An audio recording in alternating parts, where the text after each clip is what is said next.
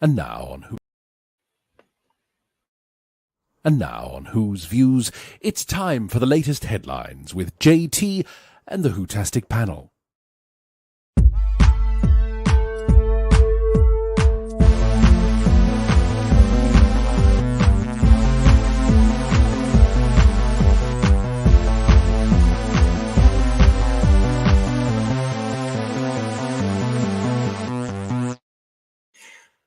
Hello everybody, welcome back to Whose Views. Here we go again with the second of our weekend shows of headlines. How are you? It's lovely to see you all in the chat. Get ready, because as ever we want your opinions, your thoughts and your views on the headlines, which are, have you heard? Space babies are on the way. Yep. RTD, what an ego. We have a huffy beetle on our hands, and certain people have been race baiting. That's all coming up for you in this particular edition of Headlines. Good evening. Welcome to see you. Of course, it's not just me here. It's not just you here, but we've got those two with me as well. Let's bring on Paul and Third Doctor Ian. Hello, you two. Here we are again. Hello there. Hello. Yes, we are, aren't we? It seems like ages since I've seen you all. I know, it's such a long time, isn't it? Changed so much. I know, yeah. Let's just before we start, let's go and say hello to everybody in the chat. We've got Kirsty telling us here that she's having gammon and chips for tea. Delicious. I wonder what that means. With some pineapple, I hope, as well. Yeah, well, I've been out touching grass most of the day today, everybody. Yeah. Got a little bit of got cut bits and colour there. Hello to the Divining Dragon. Nice to see you. Thank you for joining us as ever. Look at everybody coming into the chat here. Hello, John. He's saying hello to us as well. Digby is with us as well, saying hello to everybody. Hello, Digby. Always lovely to see you. Who else we got here? Oh, look at you all. Nice to see you. You've got Neville's here as well. Crimpoline is with us. Hello. Meddling Funk is here with us. Hello. Stephen, hello and welcome back to Whose Views. It's lovely to see you. Thank you very much for sticking with us after yesterday. As also to Jabe. Nice to see you too, Jabe. And TARDIS Travels is with us. Isn't this fab, everybody? It's like the family getting back together, isn't it? It is. It's lovely, yeah. It is lovely. Lisa's back with us, guys. Hello, Lisa. Hi, Lisa. It's nice to see you. She was also saying hello to you too as well, by the way. Oh, well, that's Hello. all right. Darren is with us too. I hope you're all getting ready to give us your opinions. I'm sure you are. And hello also to Michael. Michael Q's with us as well. Nice to see you. Who else we got here? Oh, I don't know what that was supposed to be about. But never mind, TARDIS Travels. Yeah, lots coming up for you. Gammon and chips. Yes, exactly. And Nathan's with us as well. Brilliant. Nice to see you all, everybody. And Talons of Wayne Chiang is with us too. And yeah, we're back after what was quite a big show yesterday. I hope you all agree with that. We all talked about an awful lot, didn't we, in between ourselves and the chat. And yeah, it was basically because there was so much going on over the last few days, everybody, that we thought, no, we have to have at least 2 shows about this so we can all discuss what's going on in the alleged world of Doctor Who. So let's pick up from where we left off yesterday, shall we, everybody? Because just as we were coming on air yesterday, there was some exciting breaking news from Russell T Davies and the BBC, and it was this, if you didn't see it. We did mention it yesterday, but let's talk about this now. We've got this. This is Doctor Who showrunner confirms the Master is parked. Time to start again. The Master is parked. Again, it's this language they're using now, isn't it? They're all trying to be like, what, 10, 11 or something stupid? I don't know. But this was on the blue carpet, not red carpet, but the blue carpet to the so-called premiere that we discussed yesterday as well. That happened on Thursday in London, where the first couple of episodes were shown to an invited audience. So let's have a look at this. Jinx Monsoon, there he is again. Jinx Monsoon's Maestro is similar in name only.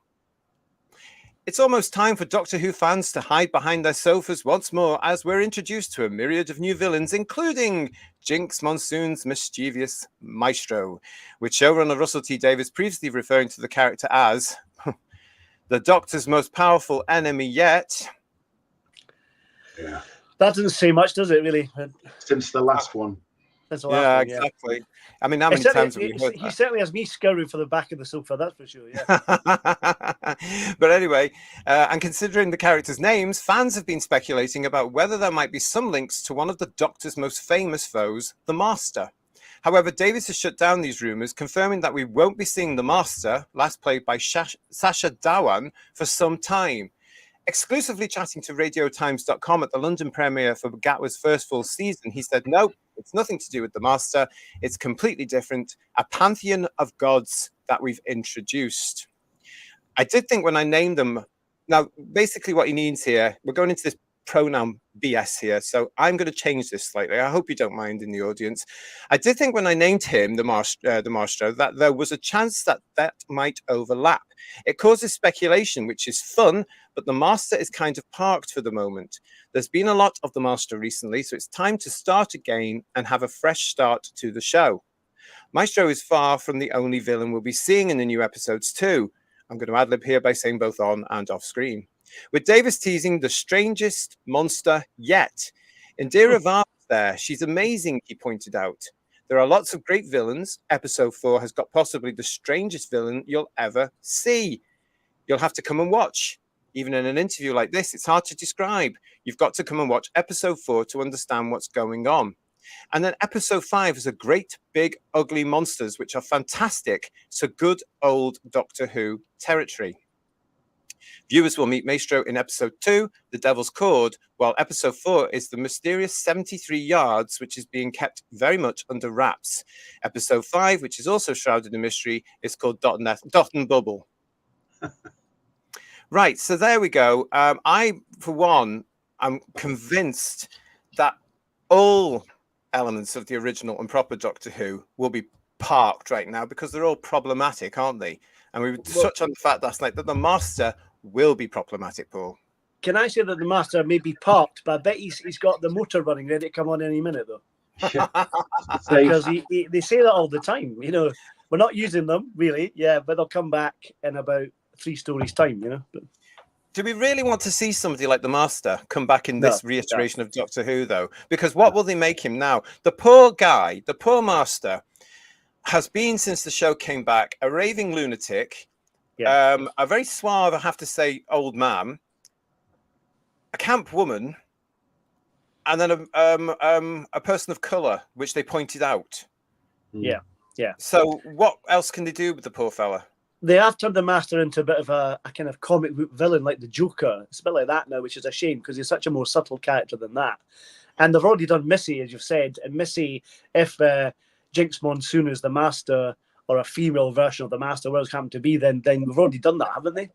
I mean, for me, Missy, I didn't like Missy being the Master because I don't like the whole gender swap thing. So when Missy came on the scene, which was very early Capaldi, that's one of the things that really spoiled the Capaldi era for me. So that's where I will say the series started going down, not with Whittaker. But the character of the Master is now a huge insult to Delgado and to Barry Letts and Terence Dix, who came up with the idea of him in the first place, with obvious nods to Conan Doyle. But you know, you say they were on a blue carpet. I'm surprised it wasn't a rainbow one, really. That must have been hired out somewhere else. But I mean, that would have been good, wouldn't it, Ian? A nice rainbow one with George and Zippy and Bungle on it. But he puts out a press release every time he flushes the loo, doesn't he? And it's just what he's got to say is so vacuous. It's pointless giving him any credence these days. Man's an idiot. Absolutely. Thank you all for your chats. They're coming in very, very quickly now as well. We put a few there. Darren is pointing out the fact Maestro is an anagram of O Master. I mean, that's the whole point about it's the Irish version of the Master, and Howdish Travel saying, "Oh, the Master is back again." No shock, but he's insisting it's not. I really, really, really, really, really don't want the Master back. I have to say, Really don't want that. Garbage is telling us Davros is parked up in his wheelchair too. His wheelchair's bricked up, so he can't go anywhere. That's why.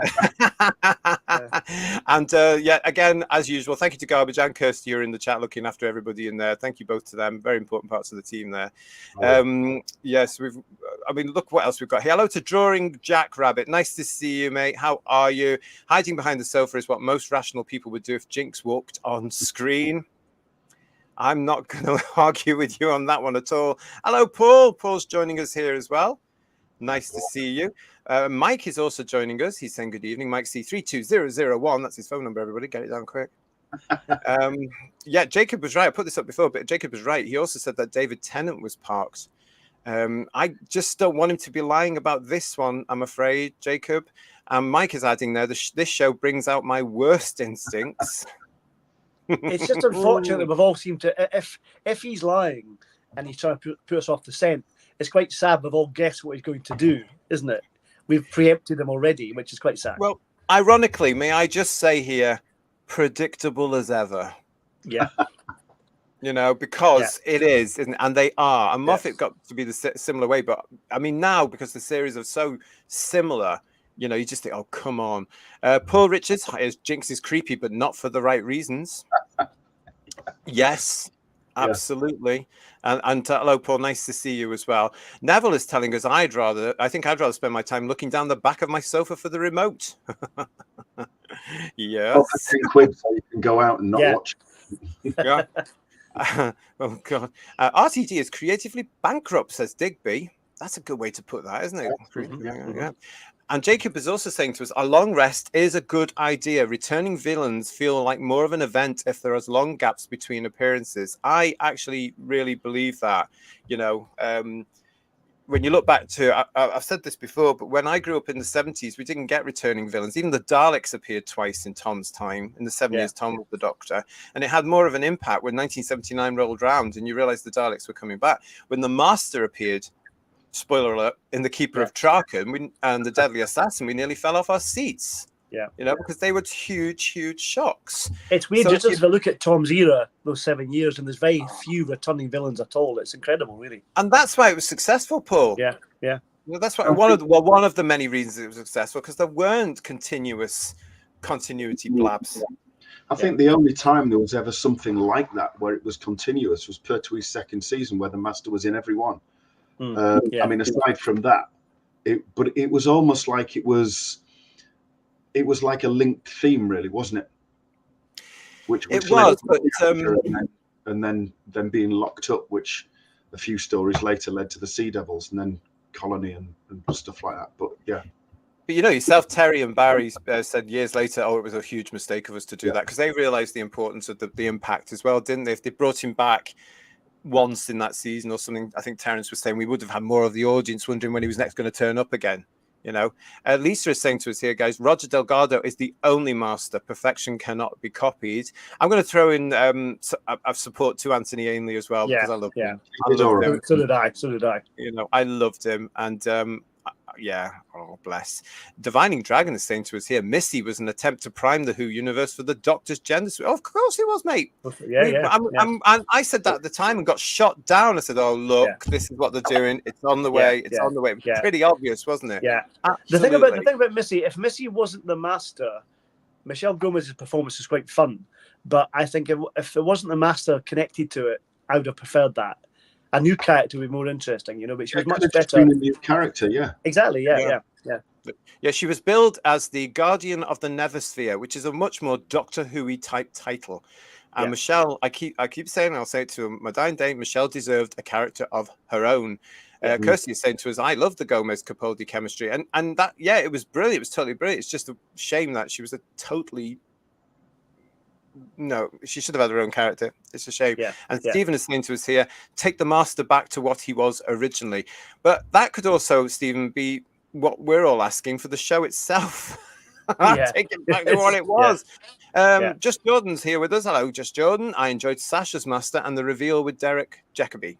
Okay, I can't comment on the Sasha Master because I've never seen it, but that reveal with Derek Jacobi, I was one of the few that didn't know it was coming, because of course it was well known by a lot of fans, and I didn't know it was here. And I was watching it in a pub, believe it or not, back in those days. It was on a pub on a Saturday night. We were all having drinks, lots of people around us, watching it with other fans. And I was just like, you are bloody kidding me.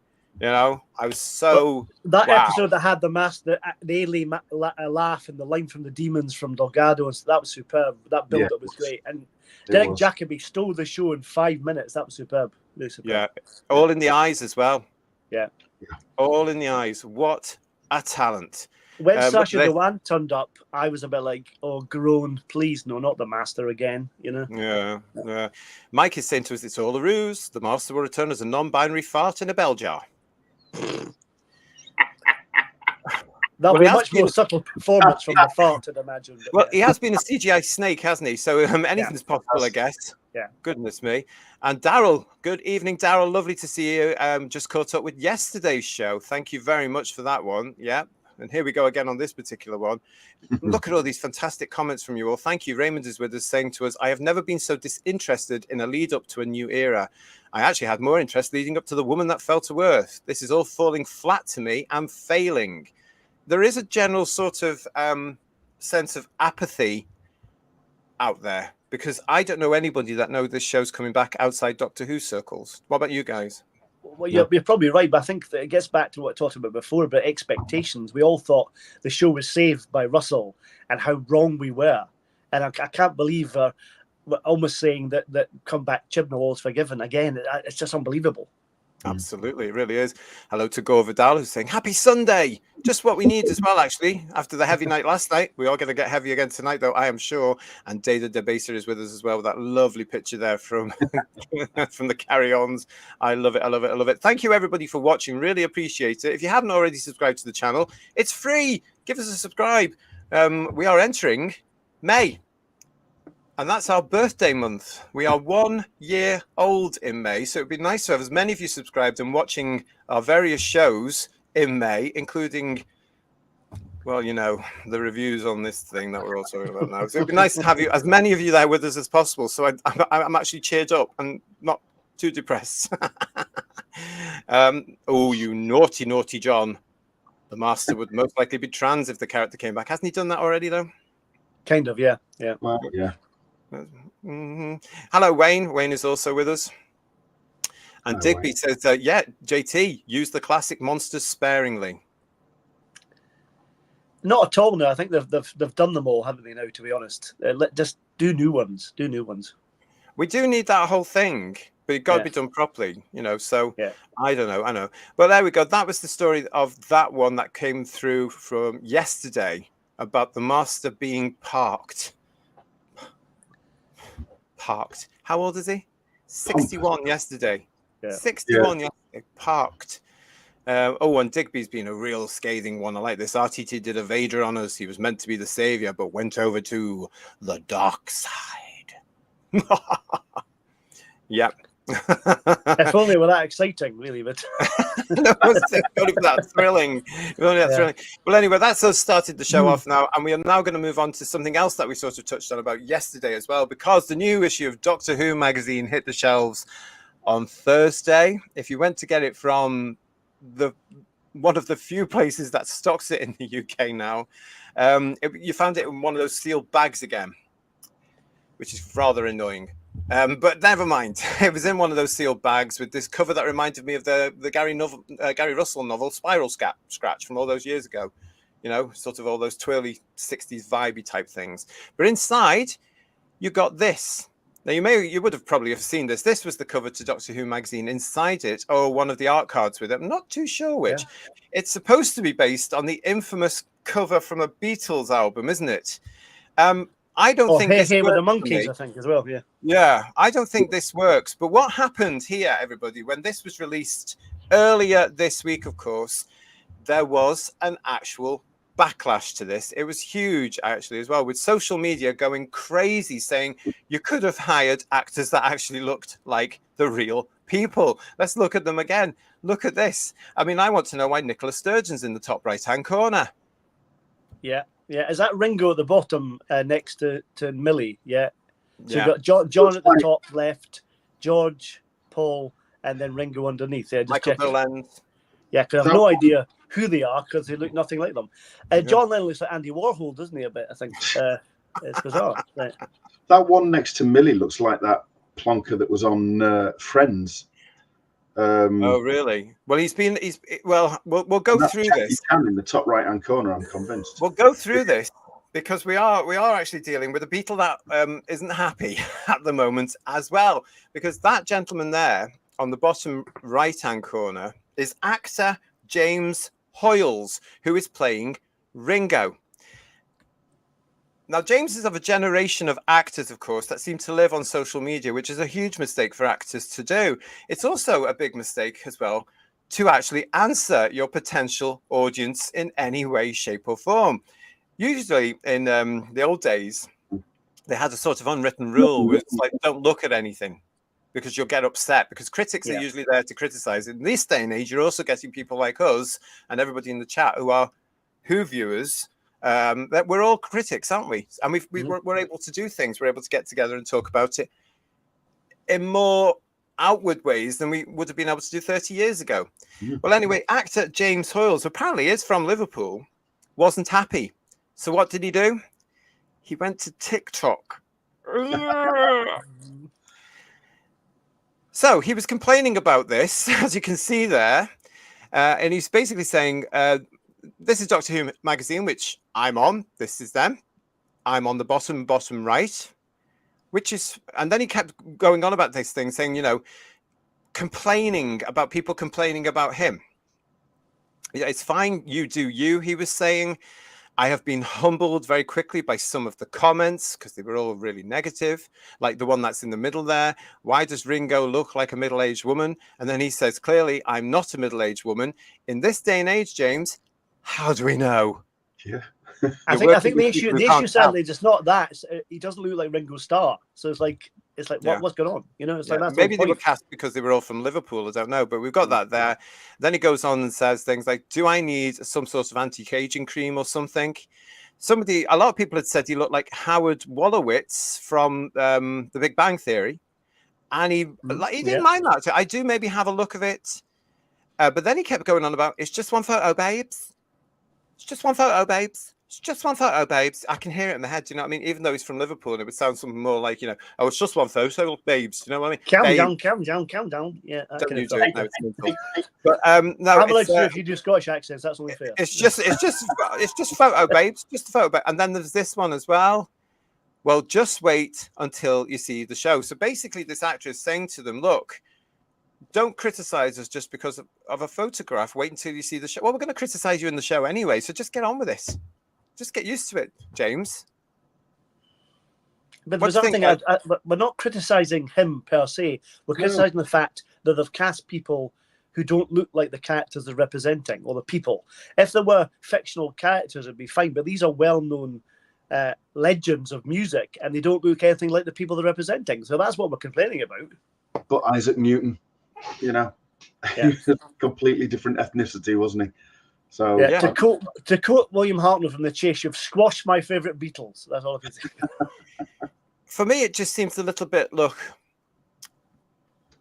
I mean, I've had run-ins with actors of this generation before about not taking to criticism about something. I remember when it was Twitter, a couple of the actors didn't like the fact that I didn't like that Romana was being played by a man on certain occasions within that experience thing, the VR thing or whatever it was, you know. And I pointed out, hang on a second, Romana is a woman. And then they came back as actors and said things like, actually in the show the Time Lords can change. And I said, not in the show I know, and all this. And we got into this banter, and I said to them, listen, I'm a prospective customer. Don't ever argue or bait your audience. If you don't like what your audience is saying, don't look at all the social media and just get on with your job, because you are there in the public eye. You will be criticized. And if you don't like it, get out the industry. It's as simple as that, isn't it? And that's what they're doing now. They're criticizing their audience, and they've got it so wrong. They really have. Again, yeah. Paul is saying to us here, my goodness, those actors look just like the Beatles. How do they do it? And Divining Dragon, as a Beatle file, that looks like sacrilege.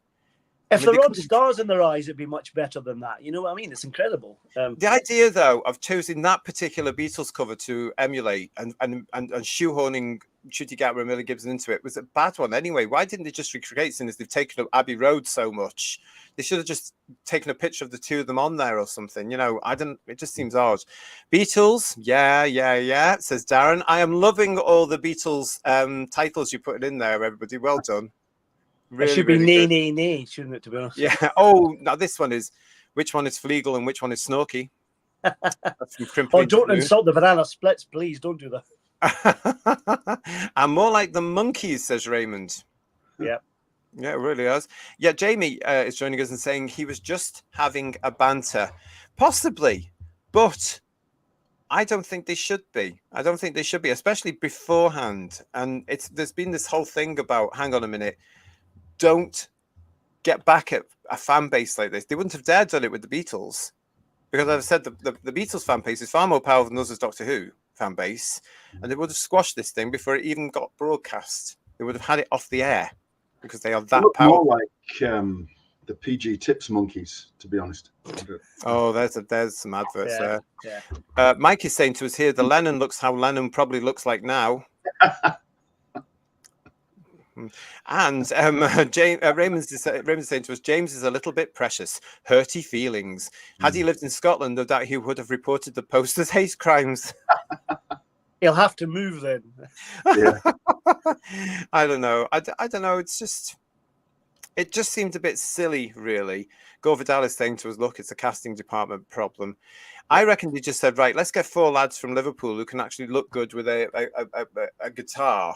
But what they've come up with there, yes, we have to look at the actual episode. But I just thought the fact that he was getting back through TikTok, a bit unprofessional. There's been so many film versions of the Beatles done over the years. I think Capaldi's been in one of them, and so is Eccleston and stuff like that. So there's people have played them before, and they look so much more like them.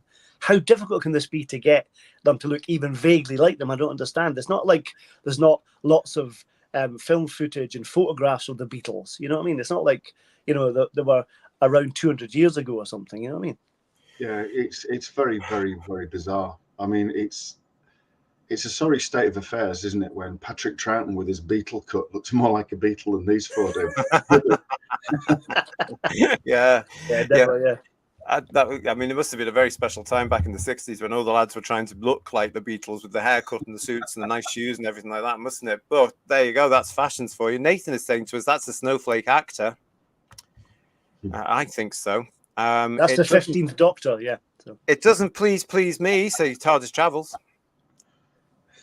And Garbage is saying to us, tonight, Matthew, we are going to be the Beatles. No, mate, you're not. Go touch grass.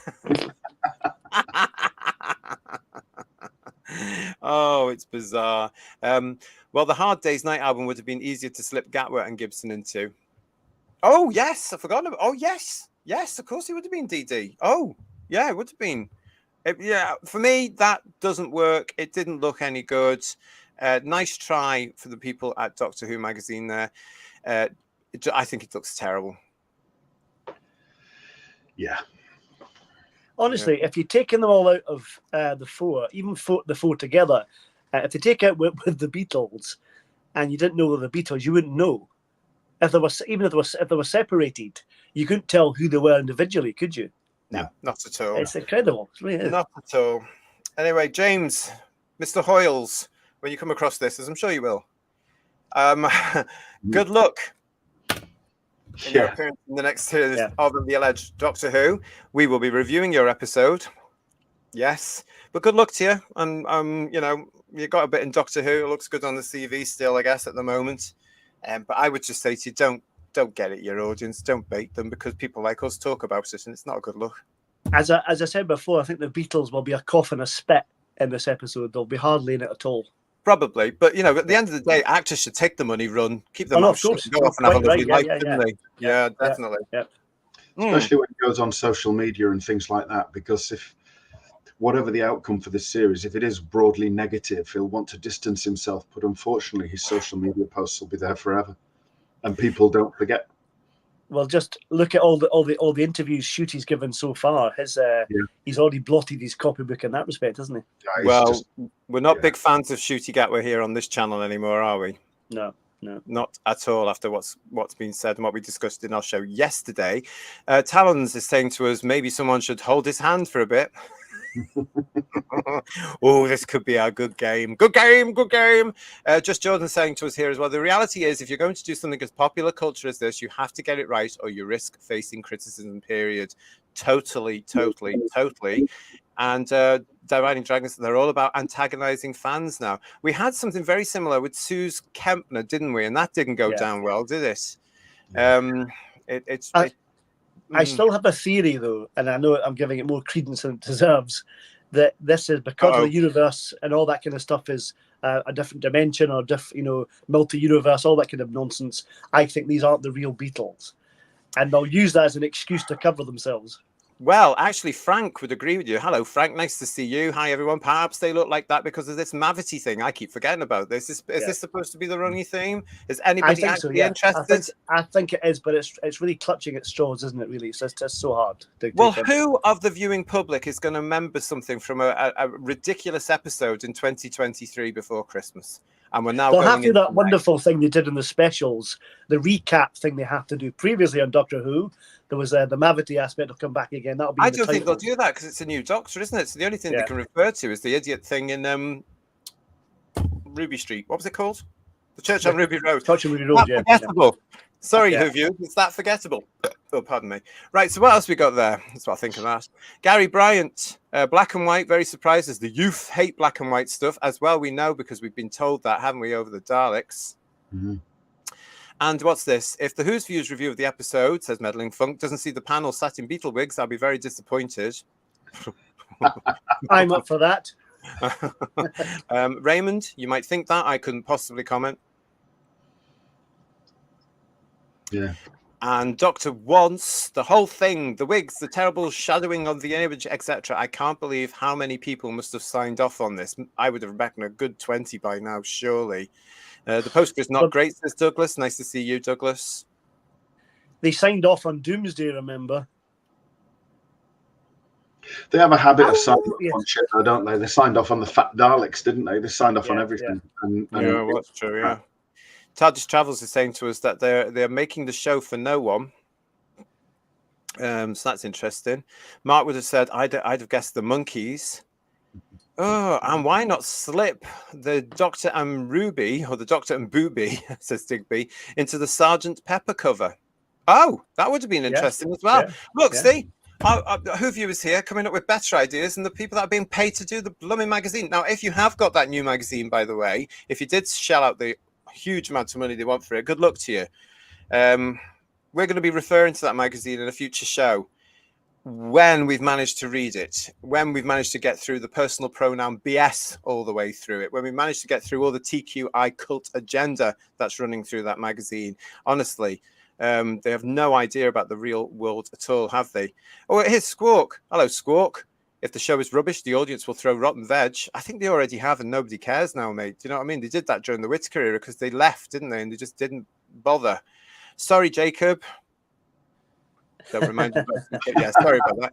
Interesting parallel, though, isn't it? You know, sometimes, Ian, I'm thinking now that these guest artists come into the show, and somebody there from the production team is saying, "Listen, if you go on social media, you're all going to get backlash from these really nasty elements of fans, i.e., the majority." Do you know what I mean? Because they all seem to be prepped for it, and they now seem to be going to look for it. I remember during, was it season 3, Russell T warned Helen Rayner off going on Outpost Gallifrey because of the backlash they may have got from Daleks in Manhattan. And I think so there's a big kind of furore about that, and she got attacked about that, and got very very emotional about it. So I think people need to be sensible. You can't, jump into this. It's a very dodgy area, isn't it? As far as I know, Russell T Davies said that to everybody that got involved with his 4 years as Doctor Who. Don't go on social media. Don't go looking for it. And remember, it was in its infancy then. Yeah. And he advised people, because I know people that worked on the show, and he said to them, don't go on the websites. Don't go looking at the fan stuff. Just avoid it all. So I think it's the other way now, though. Is that, tempting debate. Douglas Smith there is saying, I thought the Mavity thing was just a throwaway joke. Well, it wasn't funny.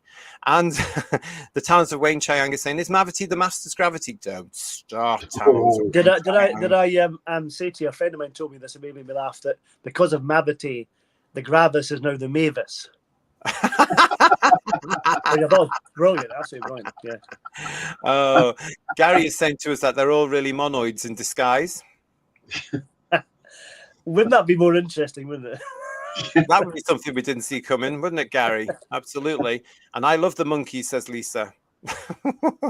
RTD is a nowhere man, says Neville. Keep them coming. Yeah, that's one of my favorite songs, actually. That's really, really good. Yes, we could have a bit of a lot of fun with that one. But there you go. That was James Hoyles, actor. Yeah. From Liverpool. All the best to you, James. We don't mean any malice towards you there, but I would just say to you yet again, don't go tempting the fans, because you know, just these next few months will be a long and winding road, don't you think? They certainly will, and the long and winding road starts with Space Babies, as we know. Oh, goodness me, one of the most exciting Doctor Who titles in the history of the show ever. God. The Creature from the Pit, Terror of the Vorvoids, Deltron the Bannermen, Space Babies. It all seems to fit there, doesn't it? I don't know. But let's see what Russell T Davies has been saying about Space Babies. This is from Doctor Who TV. From Doctor Who magazine, showrunner Russell T Davies discusses his ideas for Season 1 stories in the latest issue of Doctor Who magazine.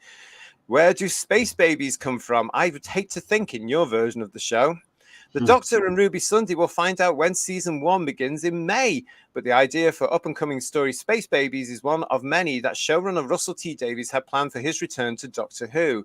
In this new interview with Doctor Who magazine, Russell discussed where the idea came from, as well as what to expect from the episode and more. Now, are you ready? Here we go. I can feel the anticipation now from everybody now. Let's have a look. Brace yourselves. A new show needs a big hook, says RTD. I thought of the babies on my first day at Bad Wolf Studios. There must have been something on TV the night before about baby farms or something, sparking this idea that made me laugh of a baby farm run by actual babies. The episode isn't all about the space babies. There are often three things going on in any Doctor Who. It's a bit like plate spinning, keeping it all in motion. This has got space babies and a monster, so it's a science fiction story with mystery and suspense. But it's also the personal story of Ruby finding out who she is and where she's from, which will be the spine of this series. We've seen she has a very unhappy family with a wonderful adoptive mother, but feels that urge to find out the truth about her past. That's a great story for any drama. I don't often give a companion so strong a story, but it's all heading somewhere. Just you wait. It might be a great story for any drama, but is it a great story for Doctor Who? Yeah, the thing about Russell is when he does these rounds of interviews, he's not going to say it's a pile of old crap. He's not going to say that, is he? Which is a shame, because he should do that. I mean, the guy probably knows nothing about adopting children anyway, so I'll park that. You could change one letter and make it a lot more interesting if it was called Space Rabies. And there was people going down a space station with foaming mouths. And rabid dogs. Yeah, sounds great. Yeah. Straight up water. Yeah, but it's not going to be that, is it? It's no ark in space. It's although if this one's got the bogeyman in it, the bogeyman from the trailer looks an interesting monster. Whether you'll see much of it, I don't know. But the idea I quite like, but it'll probably not portrayed very well. Yeah. I just feel like you have this feeling of despair right from the off, really. And after Christmas, you've got despair anyway. So it's an embarrassing time. It's not. Doctor Who deserves better than this. It just deserves better than this, and it's been treated like shit by a second-rate hack who's lost it. Whatever he had, he's lost it. And if he had ever had it in the first place, or was he just living off the bat of other people's efforts? I don't know. I think that this first episode goes back to the formula thing we talked about earlier, because he did have a habit of having a cheeky, silly episode for the opening of the season, like partners in crime with the adipose and stuff like that. You know what I mean? Or the one with Jadoon and things like that on the moon, that kind of thing. And he tended to go for light-hearted openers, but he only has 8 episodes to do this, so I don't think that formula really works, does it? No. The thing is, though, everybody's moved on now. And this is the 2nd episode of a Doctor that was introduced on Christmas Day and whom the public didn't, as many fans didn't attach themselves to, because people don't know him. So they're now on this massive publicity drive, buses driving around London, the premiere, all the interviews, the stuff we're talking about on headlines, the recent One Show, the Doctor Who magazine, and it's still not getting to the big, great British public. They're still not there with it. Yeah, are they? Who is shooting Gatwa? Can I say it? You said buses. It wasn't buses plural, just the one. It was one. Yeah, it was a bus, wasn't it? Which nobody in London paid any attention to because it's a red London bus. I mean, nobody looks at red London buses. Thank you, everybody, for watching us. It is lovely to see you. Thank you for joining us. Please come into the chat if you can. And if you haven't subscribed to the channel, please do subscribe to the channel. It would be fantastic to have you all coming back to meet with us in May as we start to review the actual episodes, including this one we're talking about now, Space Babies, because it might be one of these things where Russell T Davies turns things. Because as you said, Paul, there is a monster in this called the Bogeyman. The Bogeyman, yeah. Right, let's have a look. We've got Divining Dragon saying, "Oh God, I just pictured RTD pushing babies having been birthed by males." Nothing is impossible for this lot. We've got to admit. Well, that. they already did that in the Jodie. They had a pregnant man in one episode. That's not going to stop him, though, is it? He'll do it again. Space Babies comes from the Cosmic Stork. That sounds more interesting already. Just that, And Crimpling to Bloom, babies making babies. Wasn't that a song by Sly and the Family Stone? Yes. And Paul is saying to us here, Paul Richards is saying, RTD is unoriginal. We've had an adopted companion before with Bill. Oh, gosh. Yeah. I'd forgotten about Bill. Well done, Paul. I'd forgotten about that because that was a waste of an actress, wasn't it, really, that whole one series thing. Here we go again with Douglas Smith saying another companion-centric season. This will make a change. Did you know that Bill was a lesbian? I don't know if you picked up on that or not. Was she really? Yes, she was. Yeah. I didn't know about that. I really did not know about that at all. No. Yeah. How did you come to that conclusion? I don't know. I think I read about it in an article in Doctor Who magazine or something. I can't remember when. I don't remember that series. Mike C32001 is saying keep RTD away from small children. He's beyond unqualified in that department, and that ties in with other stuff we've been saying, isn't about his messages on behalf of the TQ cult. And how they have to get to young children and put the message on to show them that these things are normal, when actually, in fact, they aren't. And just leave the kids alone with your bloody propaganda, for crying out loud. Digby is saying to us here, plate spinning sounds like it's just a trick performed to keep people distracted. Yeah. What people, though? I mean, there's only, let's face it, yet again in Doctor Who's history, there's only a minority of the fandom that's actually interested in any way. I think a lot of people will go and look at the first 2 episodes because they're coming at the same time on iPlayer and, of course, on BBC One that later that day in the evening before the Eurovision. And I think people will look at them. But how many, again, like with the Chibnall first series, how many will it retain? How many will stay with the series over the next 2 years? Well, the thing was, you if you're going to get a climb in the ratings, an official proper climb, I mean, you would have got it with the specials, and then on Christmas Day it would have gone up further, but it's not, has it? No. And again, the ratings, the overnight ratings for the specials went down every week, didn't they? Over those 3 weeks they were on, they went down. I mean, the Starbeast put loads of regular common sense people off with the whole bloody nonsense over pronouns, which have now, as I say, it's infected Doctor Who magazine now. I remember what Russell said in the lead up to the 60th anniversary special, says Raymond. Hyperbolic nonsense. Yeah. Digby's agreeing with you, Ian, what you said there. Babies in the Christmas special, and now space babies. What's all this baby stuff? It's a bit disturbing. Go on, Paul. I was going to say it's all to. I know I'm showing too much interest in this. It's all to do with Ruby being an orphan, isn't it? It's all connected, isn't it? It must be. Well, but even that's been, as we said yesterday, and we said before, Russell has admitted that even that has come from being inspired, which I'd never thought I'd hear myself say, with a Chris Chibnall episode, The Timeless Children. It's all. If you could take inspiration, you're not take it from Robert Holmes or someone, not bloody Chibnall, you know. God forbid. I mean, I know. What would you do with that? Who knows? Yeah, it just makes you cringe what he would do with sheer genius like that. He would definitely bring it down to a lavatorial level, gutter level. Yeah. Oh, we already had farting wheelie bins, didn't we? 2005. So. Yeah. The problem we've got now, though, is, and he knows this. This is his show now. It doesn't matter about the giants that have come before him, either behind the camera or on screen. It doesn't matter about them. It's not even bothered about those that have just preceded him in recent years. Not that bothered about. This is his. This is his show and his pal's show.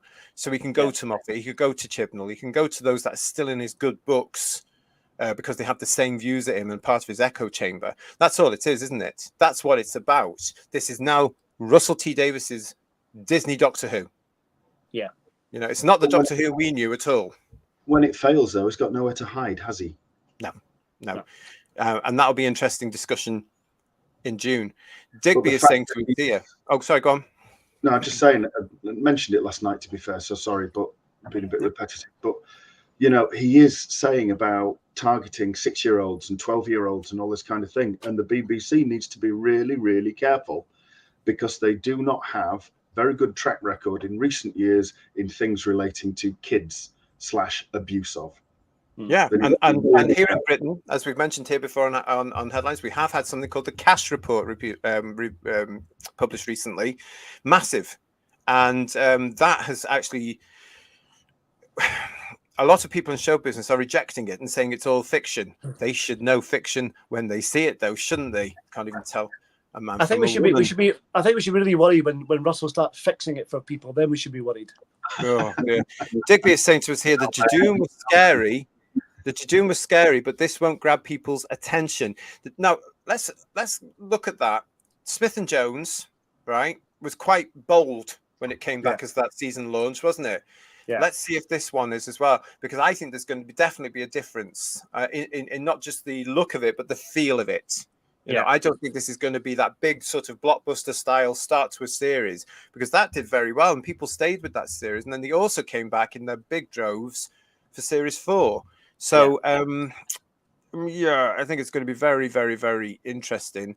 But like you said, it's a different time. That's the thing, isn't it? Like you say. So, yeah, but it's still for Doctor Who. What I'm trying to say there, it shouldn't be watered down. It should still be a season opener. Terrence Dix and Barry Letts brought back the Daleks in season 9 simply because it was a big grabber. You know, so that's always been there. This is where I think Russell would have learned some of this from.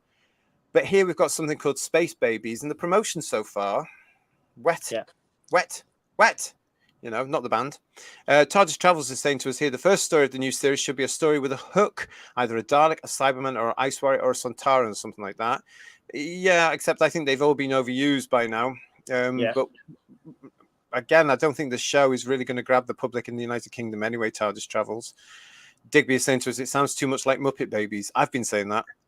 It won't be as good as that, surely. Oh, I love that. I love that. Lisa says, it sounds like he's ripping off the film The Boss Baby. I haven't seen that. Do any of you guys know that one? Oh, yeah, it's a possibility. Could. Yeah. Came out about 6-7 years ago, I think. The kids liked it. Kept going on about it for ages afterwards. Oh, is that I think I know the one you mean. Yeah. I don't think I ever know it, but there you go. Garbage is saying to us all, apparently it's the episode with dinosaurs and the babies actually talk too. The babies are talking, Paul. You've seen that, haven't you? Well, yeah, in the trailer, it's you. It's like that with that kind of wee bizarre CGI mouth. Like, no offense, anyone had a stroke, but it looks like the baby's had a stroke. It looks terrible. Like the badly dubbed Ferrero Rocher advert with a man. Oh my goodness. Yeah. Thank like you all that, for yeah. watching, by the way. Really appreciate you tuning in and watching us here. But if you can come into the chat, come and speak to everybody. They're really, really nice. So don't be shy. If you, I know a lot of you will be able to, but if you can, come into the chat. Stephen is saying the rumored first title for Space Babies was Call of the Universe, which is a much better title. How do you know that? Because it is. So what's he done that for then? Call of the Universe, much better title than Space Babies. So what was he trying to do? Make it sort of like Space Babies? Oh, the public will fall for that. They'll watch for that. I'm surprised it's not called the Midwife Universe or something like that, because it's... No, you're not allowed to say midwife in their world. Of course you true, can. Yeah, that's it. Specific. Yeah. Mid-person then. There's a sleazy sex joke in the Christmas special, not appropriate for the family audience. Yes, there was, but it went over a lot of people's heads, including my own, because I'd never heard of that one. It was this lot here and people in the chat that educated me on that one, and I was not impressed. So if there's any more of that, we will be talking about them in our reviews. They'll probably all go over my head because I'm a good boy. Yes, and I don't go for all this TQ cult terminology they do now. I just think it's all a bit pathetic, really, and a bit juvenile, as that one was. Now this is a good one from Divining Dragon. Well, RTD has an ego. He's taken full ownership and can push his agenda. And it's interesting you should say that, Divining Dragon, because we're staying with RTD for this. This is from Variety. While the Doctor's sexuality has never been labelled, in Gatwa's first episode as the lead in the Church on Ruby Road, which premiered as the traditional Doctor Who Christmas special, viewers see him dancing in a kilt and referencing his long, hot summer with Harry Houdini.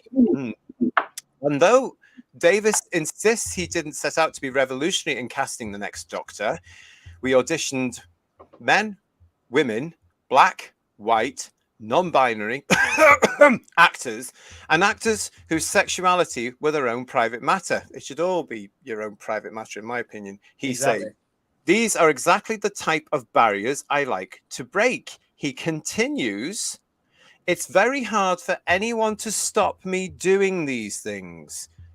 You'd have to be a pretty brave executive to say, don't go there to me. I'm sure there are people thinking that, but I wouldn't work with them, would I? So he's saying the BBC's given him full sanction on everything. So if it goes horribly wrong, then he's possibly got an option of pointing a finger. But he's incredibly arrogant.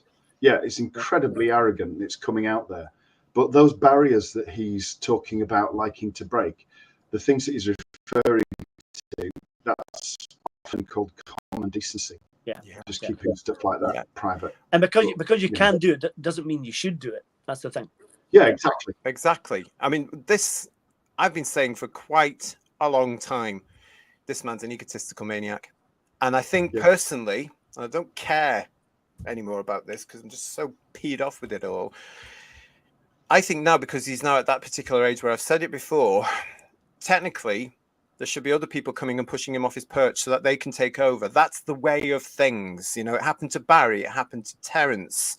You know, they got phased out. Oh, it happened to everybody. You know, we can mention them all, really. They got phased out because the new generation came in, but he's still there because he likes the power. He likes the position, Paul. He's there. And now he's saying what we just said, that what he's admitted there. Nobody can stop me. I can put in anything I want here because I'm the big man. I'm the big cheese. I'm the big him, he, whatever he's going to call himself. No one can stop him. That scares the life out of me. And if you are a television executive, get a grip and turn around and bring him down a peg or two, because I bloody well certainly would. What about you? Well, I was going to say, I remember seeing an article, I think, with Ennis Lloyd, I think it was, or Jerry Davis in this from Doctor Who magazine years ago, saying if you stay too long, you get self-indulgent. And I think he has. So you had a chance first time round, but you did a reasonable job. Now you come back, and it's a mistake coming back because you're just now being self-indulgent, doing what you like. And that's not good, having no one controlling that at all. At least I think in season 1 they had Mal Young, didn't they? He was helping out, being exec on it and stuff like Everybody forgets about Mal Young, but I think he was a very, very positive influence on that first series. He was the rock. He was grounded. While they're all coming in, tentatively dipping their toes into the water because it was their first big thing they'd all done, really. Let's face it. Yeah. Because, even some of the stuff that Russell had done wasn't this big, wasn't as the global possible scale that we knew Doctor Who was, right? Do you know what I'm saying, everybody? But Mal Young did. And Mal Young was a big presence.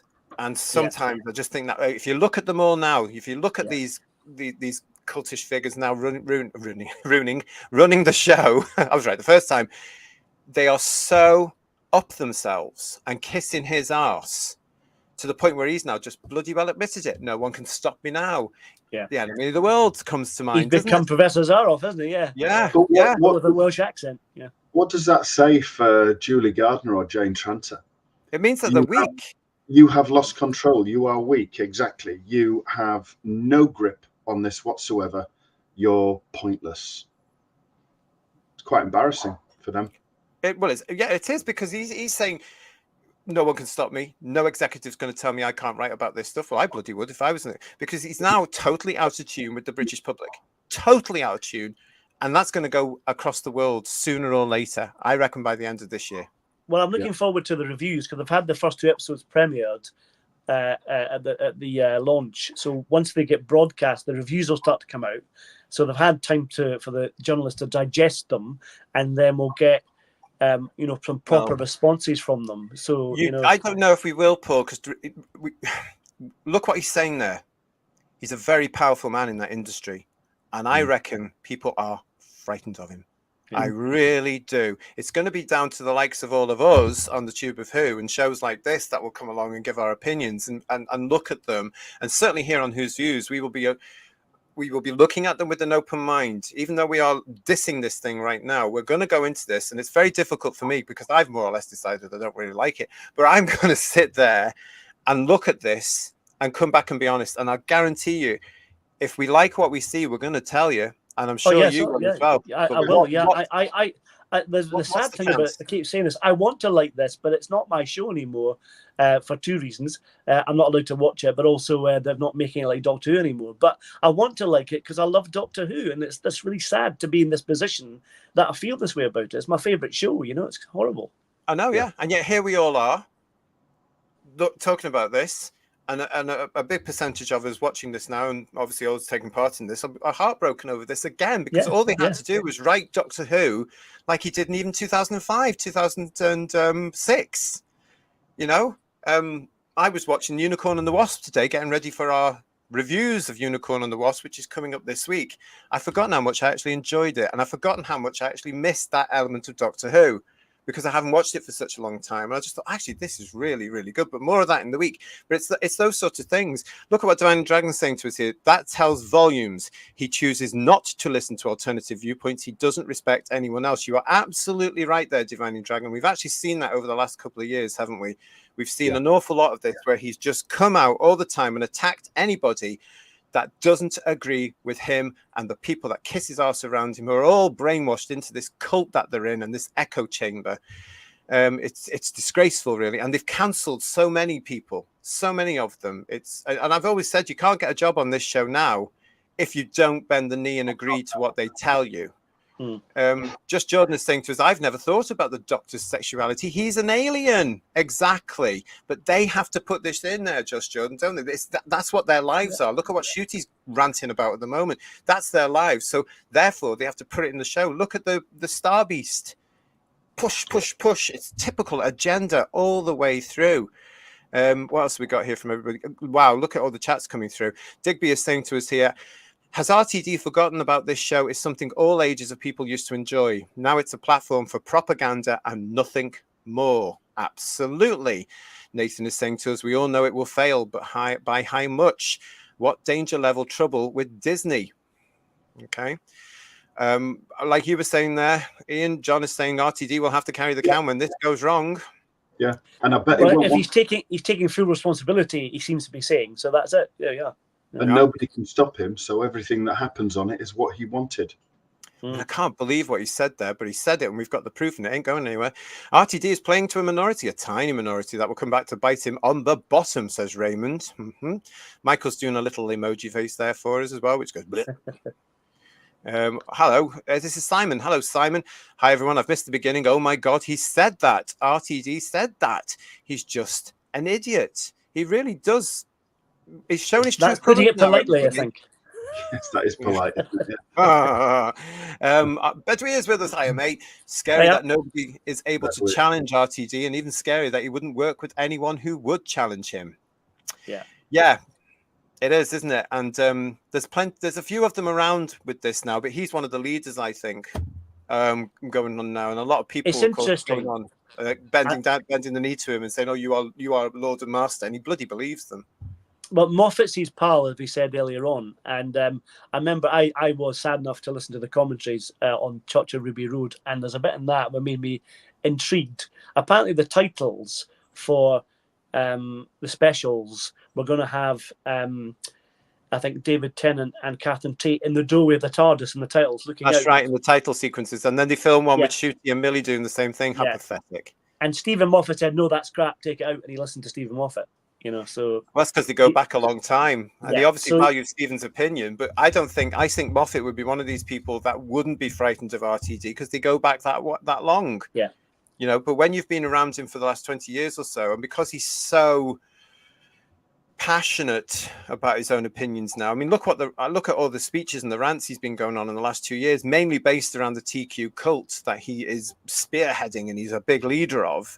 But also it's politics. And if you don't like the BBC, you're this and that. If you vote Tory, you're this and that. Totally unhinged. Totally unhinged. Jacob is saying to us, being surrounded by yes men all day, every day, I can imagine that has an effect on your ego. Oh, it will do. It will do, especially when nobody's bringing you down. Isn't it? It's just like North Korea. I mean, nobody dare say a word to Kim Jong-un, dare they? I mean, they'd clearly disappear very quickly, as would their entire family if they did. But it's exactly the same here. They don't speak against him. They don't speak against him. They have to kiss his backside if they want a job. Yeah. Yeah. No wonder Christopher Eccleston doesn't want to work for RTD, says Paul Richards. And Lisa's saying, look at his BAFTA acceptance speeches. He's a narcissist.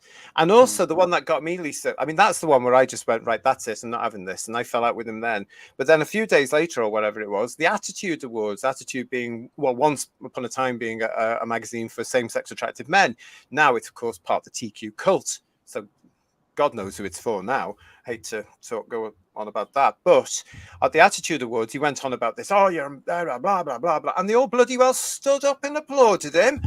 And that shows you the mentality. And he thinks that's representative of the entire British Isles or the world. It's not the real world.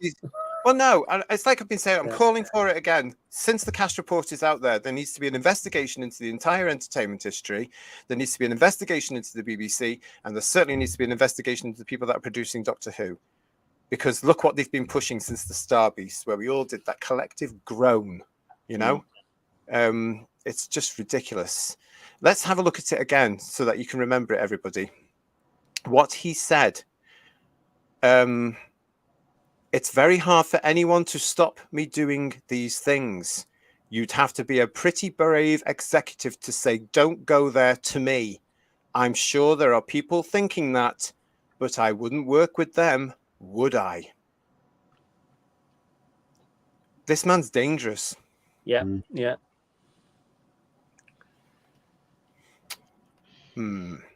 won't last. It won't last. When it comes crashing down, it'll probably be quite spectacular. And that's going to be a pass the popcorn moment. It really is. I'm so hoping it's going to be. I really am. Yeah. We were saying as we came off air last night, we usually have a little background talk and, just go, grab a drink. But we were saying, this series of Doctor Who is May. As we know, it's on in the next few weeks. What are the likelihood, everybody, that the next series of Doctor Who may start in January next year? Because that's when Russell wanted it this year, so they can get it done quickly. They can get it out quickly. Because one of the things we're going to be looking at on our reviews of these latest episodes is how current is it with everything that's happening in the United Kingdom now? And will he double down for series 2? Bets are on. I think he's because he's gonna be livid right now, isn't he? He's gonna be absolutely livid, and it's going to come through in his alleged writing, isn't it? Oh, man. I think the guy's dangerous. It's a large chunk of it's already in the can, though, isn't it? So it's way too late to change. I mean, he can reshoot scenes or reshooty scenes and things like that, but ultimately he can't.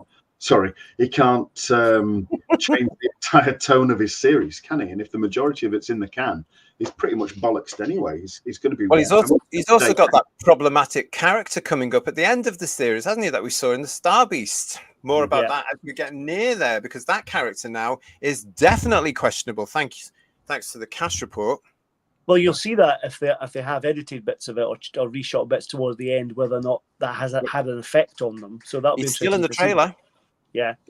But it depends how it's dealt with in the context of the episode, isn't it? You know, they may be in it less than originally anticipated. You know, that's true. And spoilers for those of you who are interested: Bonnie was on location this week with Millie Gibson filming out in the streets of Cardiff. So the question is Bonnie in series 2, which they are currently filming, or were they pickups, reshoots? I don't know. I want to say hello and welcome to the 99th Doctor. It's lovely to see you with your lovely character options figure there. If you haven't already liked and subscribed, please subscribe to this channel. It'd be lovely to have you. Ring the bell so you get notifications of all our shows when they drop. But 99th Doctor is saying, I have totally given up on Doctor Who. Yeah, it's understandable why. But guess what? Stay with us here on Who's Views, because we don't just slag it off. We actually love Doctor Who, the original series, and up to a certain point of the reboot series. And if you want to come and look at our review shows and everything we're doing, we're going to be looking at the Unicorn and the Wasp this week. So if you've got that, or you can get it on the iPlayer or wherever you get your Doctor Who, come and join us with your thoughts on the Unicorn and the Wasp, and we'll have a bit of a laugh with that before all the madness really settles in the next couple of weeks. So it's nice to see you, 99 Doctor. Thank you for joining us. X-Men 577. This shows we're only 1% in the population, and damn everybody else who doesn't like it. Yeah. I mean, again, X-Men, as I said before, we're here to be preached to. We're the ones that needed educated. We've had that from Russell, and we've had that from Shooty since January. They're going to get to us. They're going to tell us that we're the ones with the wrong think. We're the ones that don't understand the world. We're the ones that are old-fashioned for saying that there's only 2 genders. Yeah. This is what happens when you close the mental asylums, everybody. Honest to goodness. It is true, though, isn't it, really? Hiya, Michael. He's saying, ha! This is going to be a disaster, says Darren Apken. The BBC is heading for trouble again. The BBC cannot afford any more trouble. Let's face it, because they've been in constant controversy for years now. They can't afford any more. And this one is near the knuckle when it comes to the cash report, because they've been there even on CBeebies telling the kids there's more than 2 genders and they can swap a body and they might have been born in the wrong body. Utter BS, by the way. That's brainwashing propaganda to children. Oh, my God. Absolutely shocking. Simon L., I think he and Shooty have been so forward with his arrogant and racist views, because if anyone challenges them legally, they are backed by Disney lawyers. Why would they say this without Disney? Yes, because he did. He was on at the 2 awards we mentioned earlier saying the same thing. He's been in various interviews saying the same thing. Yes, he was, because he's powerful himself. He's got money. He's not worried about people. I'm just surprised they've got this so wrong, for something that I think the BBC themselves were hoping to save their franchise after Chibnall Gate, but they must be really livid, the BBC, surely. I don't think the BBC have the intelligence to even know what's going on. I don't think they know what's coming. I just think that they're having this new series and they'll listen to all the hype from Bad Wolf saying this is going to be fantastic. We're getting brilliant comments. We're getting brilliant reviews, without saying the from our echo chamber bit at the end. But I mean, there was a lot of, after the ridiculous rubbish that's come out this week, there was a lot of stuff that you'd see on X and elsewhere referring to all his comments and things, and people saying, yeah, I find those terms acceptable. They don't watch it then. I find those terms acceptable. The number of people saying that, and the RIP Doctor Who hashtag has gone bonkers. And rightly so. Yeah, it was trending this week for 2.5 days. The RIP Doctor Who hashtag. So I And hope he must have seen that. Bad Blood must have seen that. You know, of course he would have done. They've got social media managers, whether or not they report it back. But congratulations to Shooty and RTD for that. Great work there. You've just managed to actually top what your immediate predecessors did with this beloved show, this British classic. It's going to be a rough ride, and I've got a feeling that most of us here on this channel are going to enjoy every single minute of looking at it. Douglas is asking us, I wonder how low the viewing figures will go. I think 2 million isn't unrealistic. Now, the difference being this time round, Doug, is that it's being promoted as being an iPlayer vehicle. So it won't be the overnights they look at or the weekly, really. It's going to be the iPlayer figures alone. Not that we're going to look at anything like that at all. On this show, we're going to be looking at the overnights, and that's it. They're going to push the iPlayer. Oh, it's had 5 million in the last 10 minutes. Yeah, that's what they're going to do. And that's when everyone's watched the first 10 seconds, and that's all. Yeah, because it's that's rigged. enough. Yeah, it's so rigged. It's ridiculous. What is it? Isn't it sad, says Stephen, that we all want Doctor Who to fail because it's not Doctor Who anymore? We don't even have to let it fail, Stephen, though, do we? Because they've done all the work for themselves. They have written this, and they've produced this, and they are playing this and directing this for a minority of label-loving, personal pronoun-using people. That's all. And there's not many of them, thank God. No, they are a minority.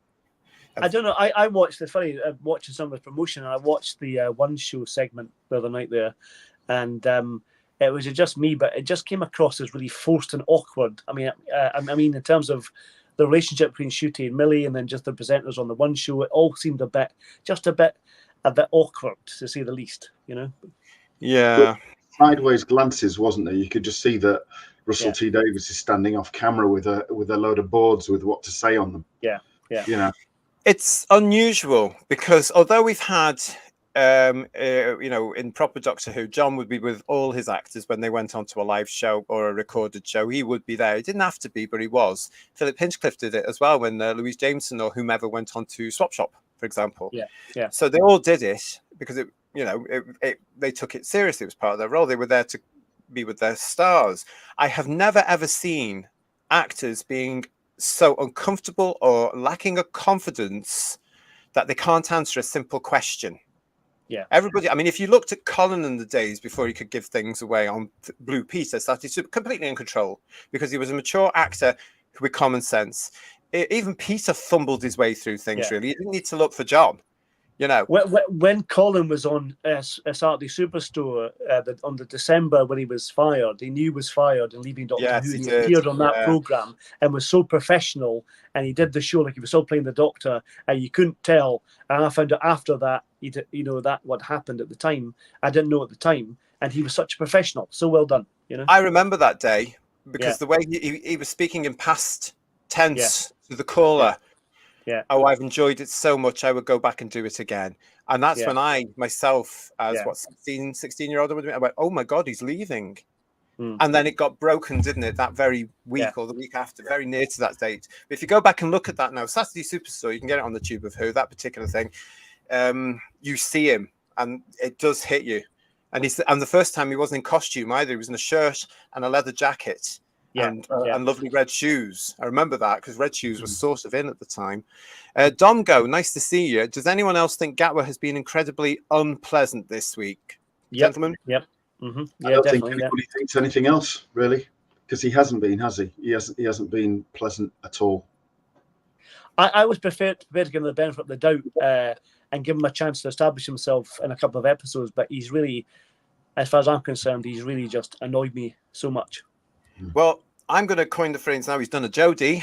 If you were with us last night, as many of you were on our show last night, we did talk about Shooty and we did talk about the nonsense that he has been talking about in various glossy magazines, including Entertainment Weekly and Variety.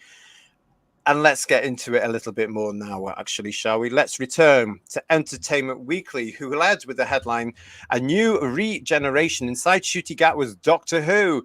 The 60-year-old sci-fi franchise is kicking off a new era as Gatwa's 15th Doctor takes control of the TARDIS.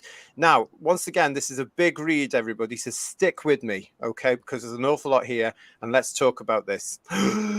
Here we go, then. You hear the 15th Doctor long before you see him. It's a misty March day in London where Doctor Who star Ncuti Gatwa has traded the TARDIS for an Entertainment Weekly cover shoot, unveiling a new peak as his time-travelling two-hearted hero.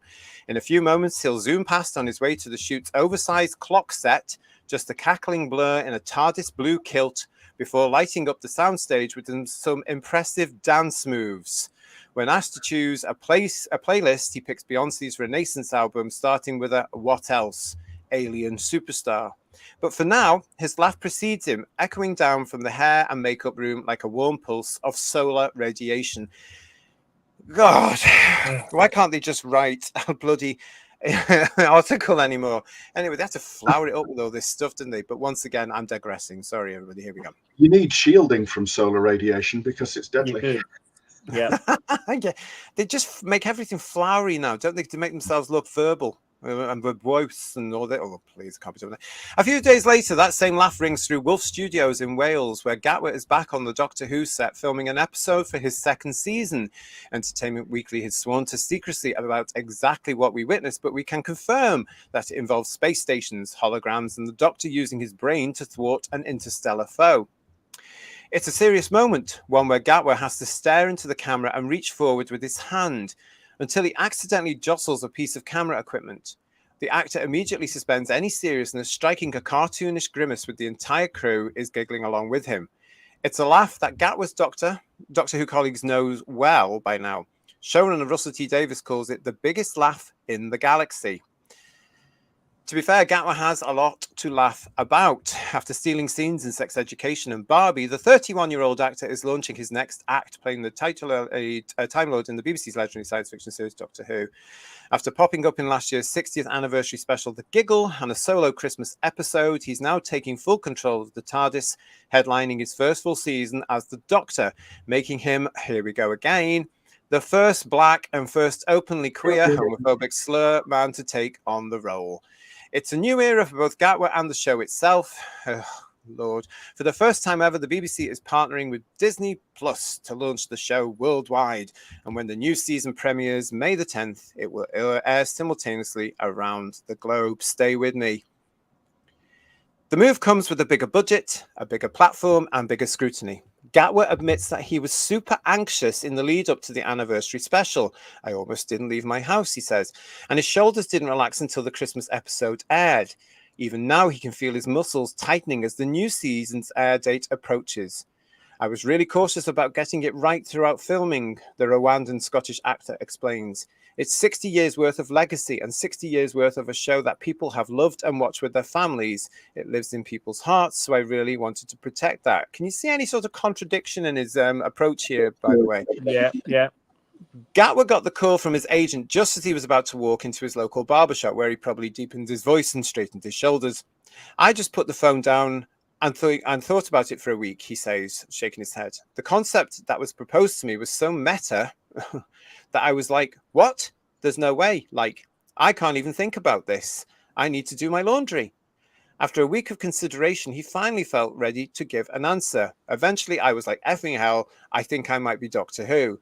Gatwa says with a grin. Yes, I'm ready to accept it. It's a no-brainer. But it took me about a week to wrap my head around how huge that concept was. Fortunately for Gatwa, fans and colleagues alike seem to have already fallen for his Doctor. Davies remembers watching Gatwa's bi-generation scene in The Giggle, where Tennant's Doctor passes the torch. Historically, the Doctor cheats death by regenerating into a new body, blah, blah, blah. We all know that. It was high-stakes, top-secret scene, made all the more dramatic by the presence of Tennant guest star Neil Patrick Harris and Who legends Catherine Tate, Gemma Redgrave and Bonnie Langford. But from the moment Gatwa stepped onto the helipad, careening about the scene in a rumpled tie and no trousers, Davies says he immediately felt, well, the Doctor.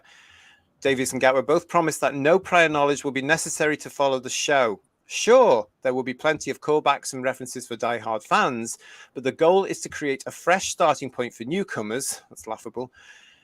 Gatwa says he found that creative freedom liberating and a little intimidating. I had a lot of set expectations as to what the Doctor should be like, he admits. I thought there's definitely a correct way of doing the Doctor, which is a very British mentality. I found it very confusing in season 1. The fact that they were just trusting me to do what I want with the role. I was like, surely there's a right way and a wrong way, but you've got to tell me the right way. But they were like, well, it's just the whatever you're doing. It took a long time for that to settle in. They just wanted me to be myself creatively.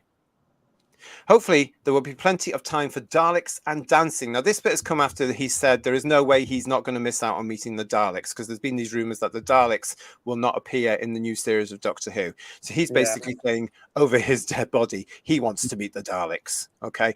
He's also said that what we know, we talked about recently, he can twerk monsters to death, all that sort of stuff. Okay. Gatwa is confirmed to star at least 2 seasons of Doctor Who, with his 2nd season shooting right now. Rtd'S is also joining as a new companion in season 2. After that, Davies isn't sure. But he knows that the Doctor will endure long after he and Gatwa have passed the keys to another TARDIS team. One day, people will be sitting here discussing its 100th anniversary, its 150th, its 200th, the writer says. We all might be gaseous holograms by then. There's a story that's coming, but it'll still be going. In the meantime, Gatwa says he's keenly aware that he's the incumbent, just the latest in a long line of actors to tackle one of sci-fi's most iconic roles. In typical Doctor fashion, he has no idea what his future might hold. But for now, he's going to take the TARDIS, his TARDIS, and fly as far as he can. It wasn't until I stepped on set and saw the TARDIS that I was like, this is all real now, he recalls, before letting out that bright, brilliant laugh. My heart started racing because I just thought, that's the blue box, and it's mine now. All right, thoughts on that, guys? Well, firstly, I have to say, if you're going to count the Timeless Children, you have to count the fact that Joe Martin was the first Black Doctor, so you can't have that credit. I'm sorry. Okay. We are coming to that very shortly. And we will be coming to that very, very shortly. It's something that they have now started to correct media types on, which means that, you know, they are definitely doubling down on the Chibnall era, doesn't it? Yeah. What I would also say, well, the twerking thing gets me. I let them have it if it's Venusian twerking. Okay. So. I find it interesting that they need to do this reset for new people to jump on board, because, you know, it's exactly what they had to do with Troughton and Pertwee and Baker and oh no, hang on, they didn't, did they? Because the story and the series were good enough and people jumped on all the time, picked up new fans all the time. But for some reason, this time they need to do another reset. It's just an excuse for being shit, I think. It really is. I can't think of any other reason. There's no need to do it otherwise if the stories are good. It's also you thought. Sorry. Yeah. No, go on. I was going to say about contradictions in the article. I read somewhere that instinctively he went with a costume person. He wanted to have one costume, and then the costume designer presented lots of them to him. So I wonder if his instinct's actually better than what Cardiff is giving them, because I think that he might have a good instinct as an actor to do certain things with it. And they say, no, do this, do that, have millions of costumes, do this, make him this, you know. And maybe he's actually been trampled all over by what Badwolf want to do, rather than having his own creative input to it. Well, I don't know. Again, it's one of the things we'll learn over time about what his experience was, if we are all interested and still around by then. But Paul is saying to us here, Paul Ratner is saying to us here, he's had so much smoke blown up his arse, he thinks he's on fire. I think that's coming through. And I think, again, it's because, I may have said this, it's because they've all been trapped in this little bubble of their own little echo chamber, talking about their own issues, probably all spitting blood over the cash report, splitting blood over whatever the government is doing, splitting blood over the fact the British public won't bend the knee when it comes to using their pronouns or accepting that TWs are women or TMs are men, women's rights activists going out there with all that sort of stuff. They won't be impressed by that. So all they're believing is their own echo chamber, and that's it. That's all it is. And that's whom they're aiming this bloody show at, as I say here. You know, it's just ridiculous. It's also the thing about, in one paragraph it said, well, one interview it said, we can't watch it because we're not allowed to watch it. If you don't like it, piss off. Yes. But then it's saying there are bits in it for hardcore fans and there's bits for new viewers. Are we allowed to watch it or not? Make your mind up, you know? But, yeah, but also the tone that he's coming across here. This must have been done earlier than say the variety one, which we talked about yesterday, where he's basically saying to us, "Don't watch us, we don't want you." And he's been calling us gammons and all this nonsense, you know, because it's been empowered. He's got the confidence now. RTD isn't going to turn around and tell him not to do it, like a decent professional producer, whatever you want to call them, should do. Is just saying, look, actually, don't alienate the audience, please. We're desperate for them. We really need them. Well, it makes him become across really arrogant, which is not what you want with your audience. You want them to love you. You know what I mean? So when you're calling people gammons, I mean, everybody knows that's a reference to skin tone, and it's reference to pig meat, and that, you know, it's a racist term. It's just pure. There's not even any kind of like dubiousness about it, is there? There's no vagueness about it. It's just a racist term. You are, you know, and I know there are black people out there who believe that you cannot be racist to a white person, but yes, you can. Everybody with a brain cell knows that you can. Of course you can. They just want that sanction to be able to say and do whatever the hell they like without sanction. And we're actually seeing that sort of attitude coming through, sadly, now in British society as well. And people are so paranoid now, especially white people, that if somebody of colour actually does something or says something, we're not challenging them now because we're all frightened of names. We're all being called ists and phobes, and we've got to get over that now. And we've got to start standing up for common sense. Everybody, knock it off. If somebody says something wrong, challenge them.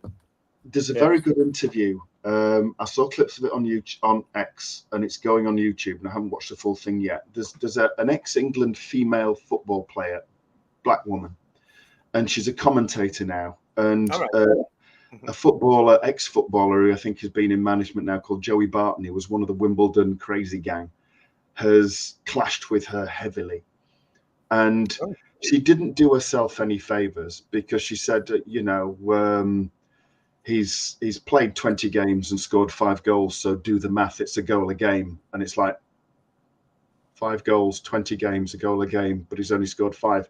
No, it isn't, you idiot. And he picked her up on that. Literally, you can find that clip. It's unbelievable stupidity. And this guy's interviewing her, and she talks about black people and all the rest. And he says to her, you know, that black people in this country are like 3% or whatever. And I know the whole ethnic minority grouping is smaller, but it's pure black people, 3%. And yet your representation on TV is about 9-10%. So why are you overrepresented? You know, and she just comes out and says, probably because we're better than you. Oh. And it's just unbelievable that How did we get into this entitled bollocks? You know, you go back 15, 20 years, like with the gay thing that we talked about. Nobody cared. I didn't care if somebody on TV was black. I didn't care. Actually, we didn't notice things like that, did we? No. Now we really didn't. Now we do. The majority of your TV adverts, you know, it'll be a black man with a white woman, and I'm thinking, you know, and a Chinese baby.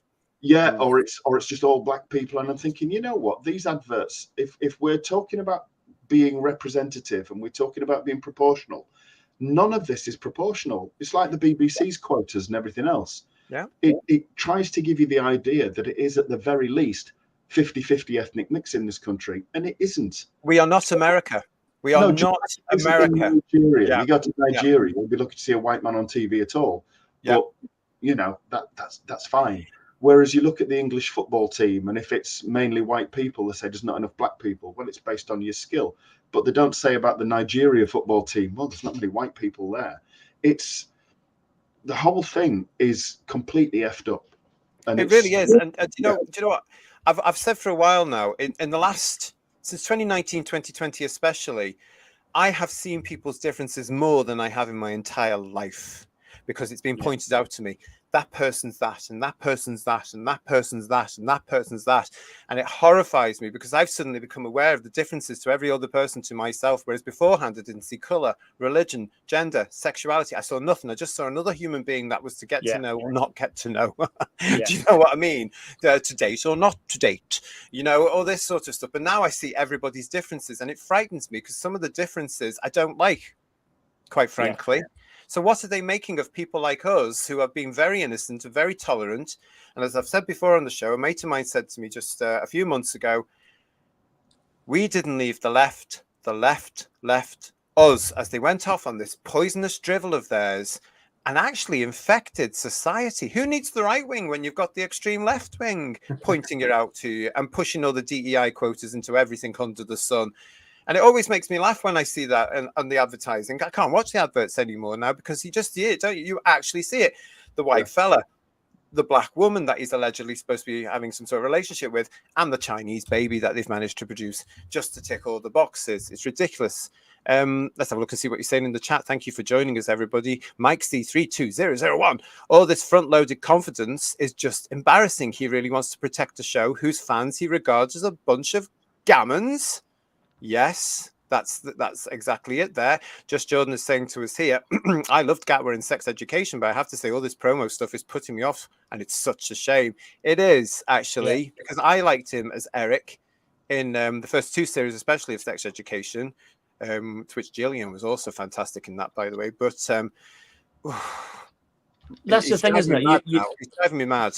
You're gonna watch it, and you can't unhear all these interview comments when you watch them in character, because you'll keep hearing all that stuff echoing round.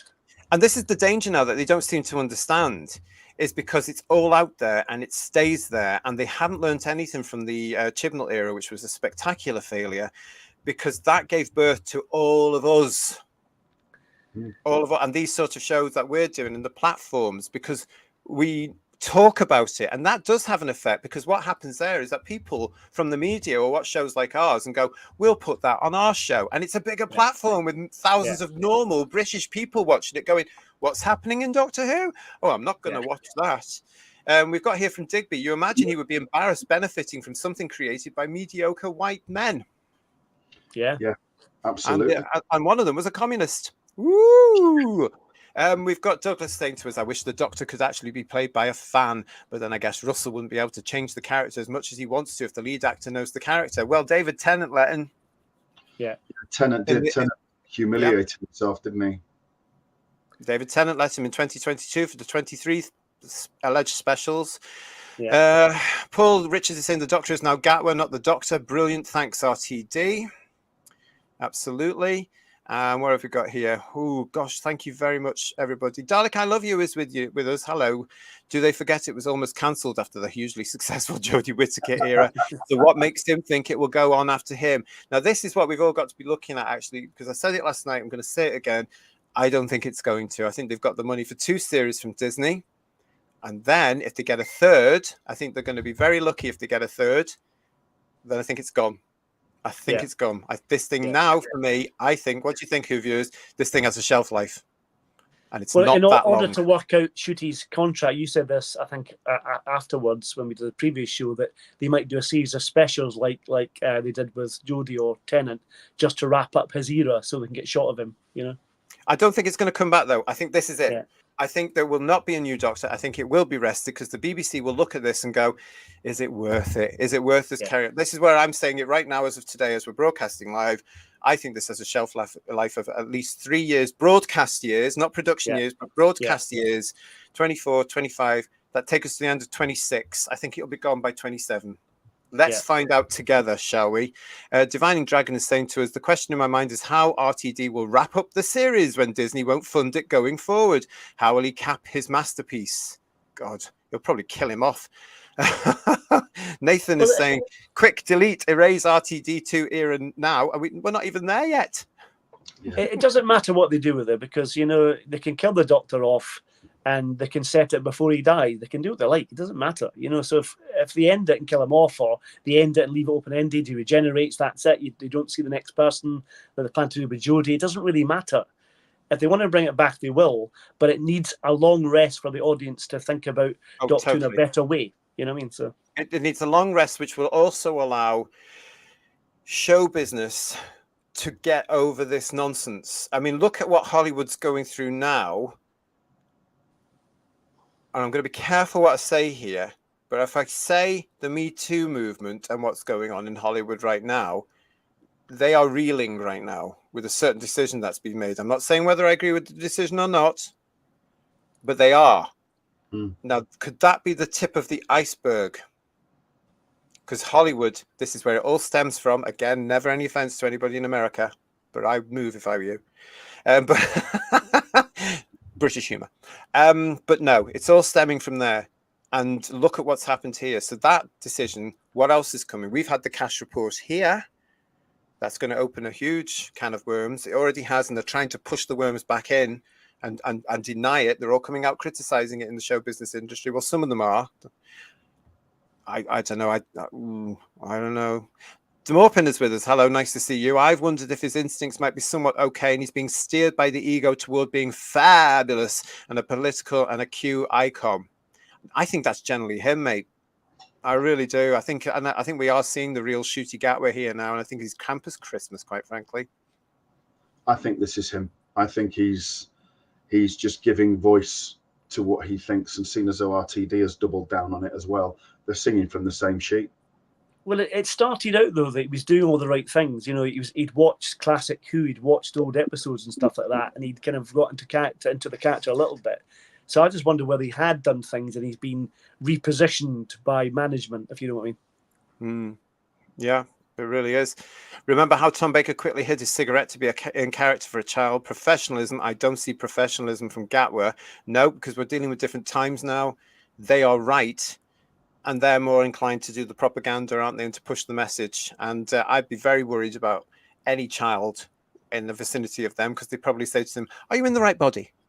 Do you feel like you're in the right body? Do you feel like you are a little boy? Or do you think you should be a little girl? I don't trust any of them. I heard allegedly it wasn't an ordinary cigarette he was caught with, but that's another story. Allegedly. That's very, very another story, yeah.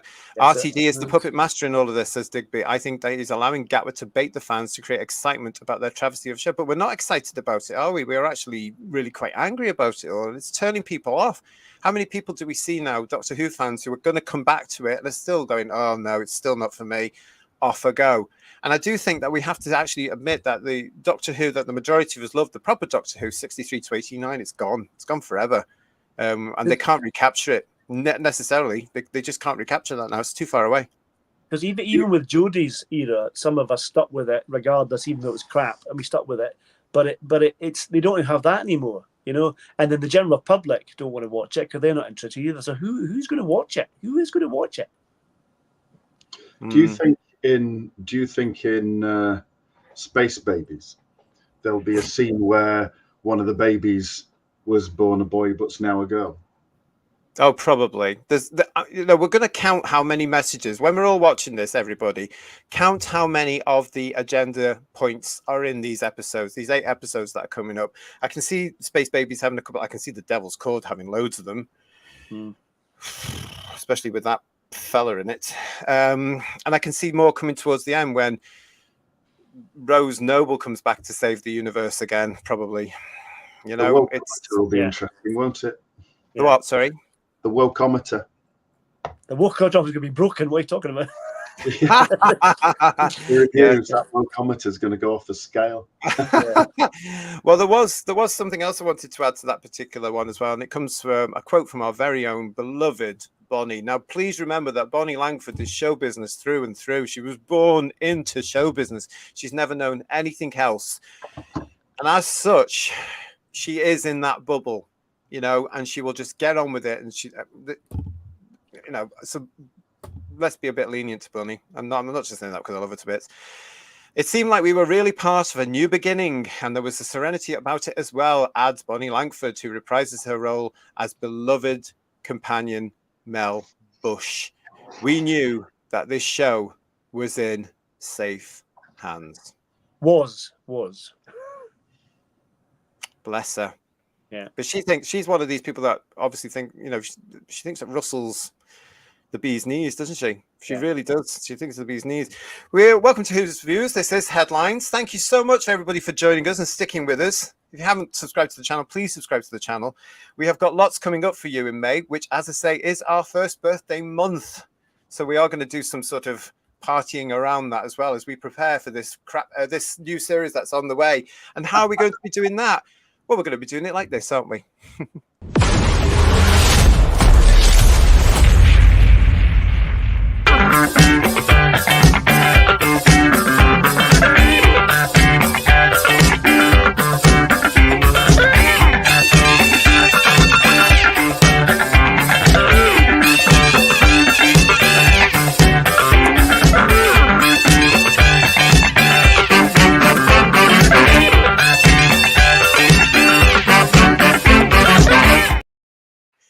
Yes, so make sure you ring that bell so you know when we're going to start with our reviews. The 12th of May here on this very channel. Where else are you going to be? Come and join us as we have a breakdown.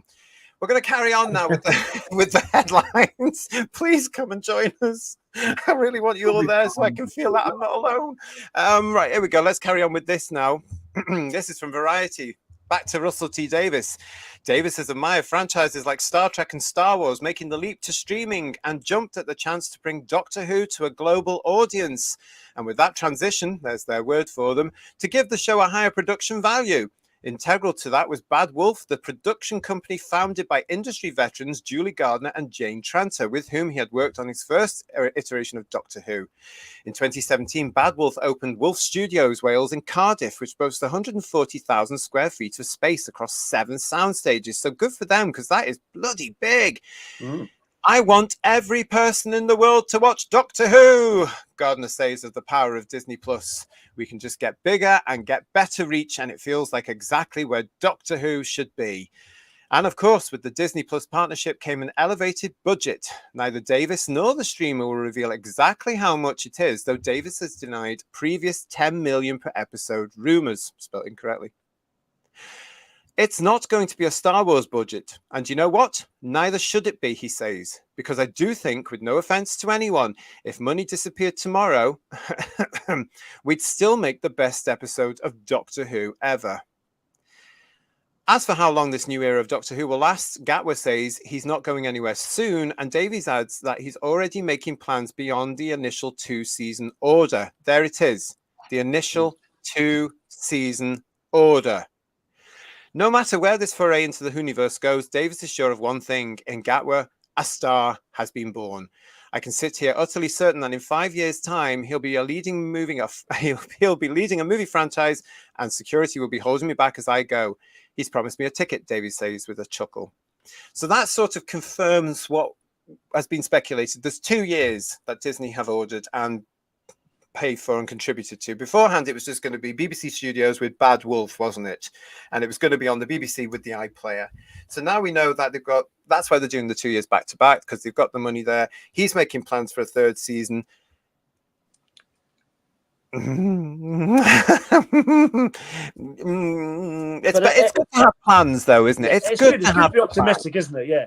Yeah. It's interesting because if it's 2 years and that's it, Davis has already said that the BBC's over, it's finished. So they can't go back there to make it, even if they wanted to, can they? Because the BBC is finished. That's what he said, wasn't it? Yes, more or less. But you know what? It is good to have plans, but it means bugger all, doesn't it, really? Hello, Sean. It's nice to see you. Welcome to Who's Views, Doctor Who RIP. Yes, there is a hashtag, by the way. It's hashtag RIP Doctor Who. And as Ian mentioned there last week, here, not here, but on the platform X, Twitter, let's change it back to Twitter. I get fed up of talking about X. It makes no bloody sense at all. Anyway, yes, it trended for 2.5 days, which was huge. And I think we're all agreed that would have really messed up the production office at Bad Wolf. I don't think they would have been happy about that at all. I think it'll start again with the broadcast. Once the episode of broadcast, but that'll start trending again, I would have thought. Well, we use her all the time on our comments section. No heavens, Chibnall had a 5-year plan, says Matthew. Plans mean nothing. Very true. Very true. I hope you've got more energy in you all, because we haven't finished yet. We've got more to talk about. Oh, God. So if you haven't got your helmet on yet, it's time to actually do it now, isn't it? Because we've got more. Look at this.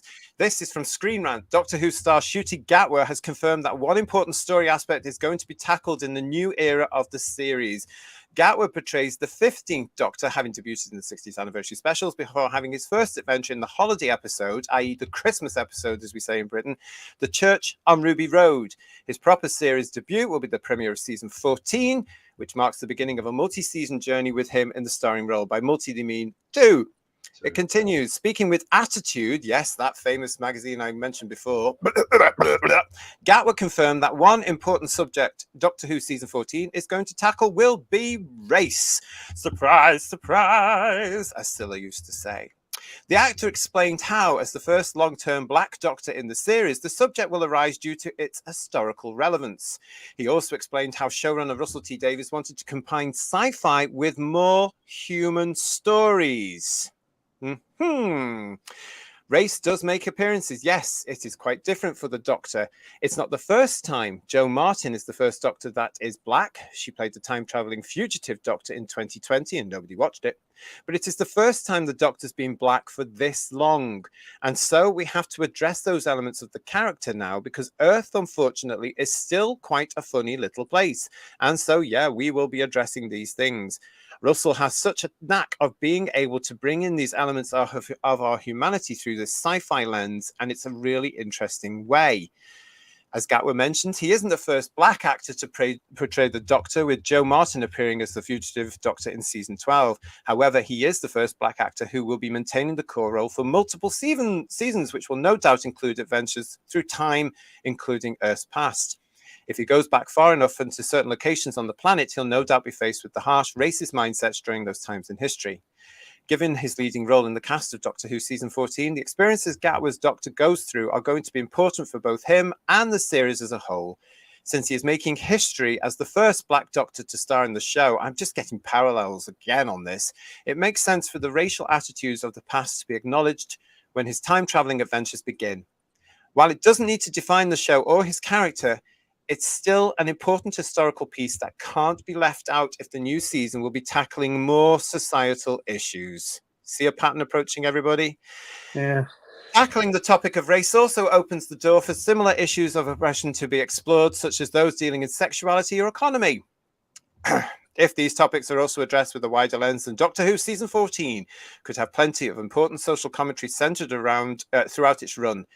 This would make Gatwa's Doctor stand out as well, giving him unique adventures that are both fun and informative, making his time as the protagonist unique within the vast array of other Doctors. So, two things about this.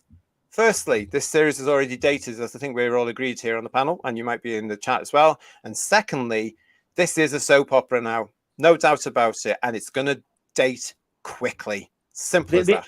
The interesting thing in the article was it doesn't have to define his character, his colour, but it's going to.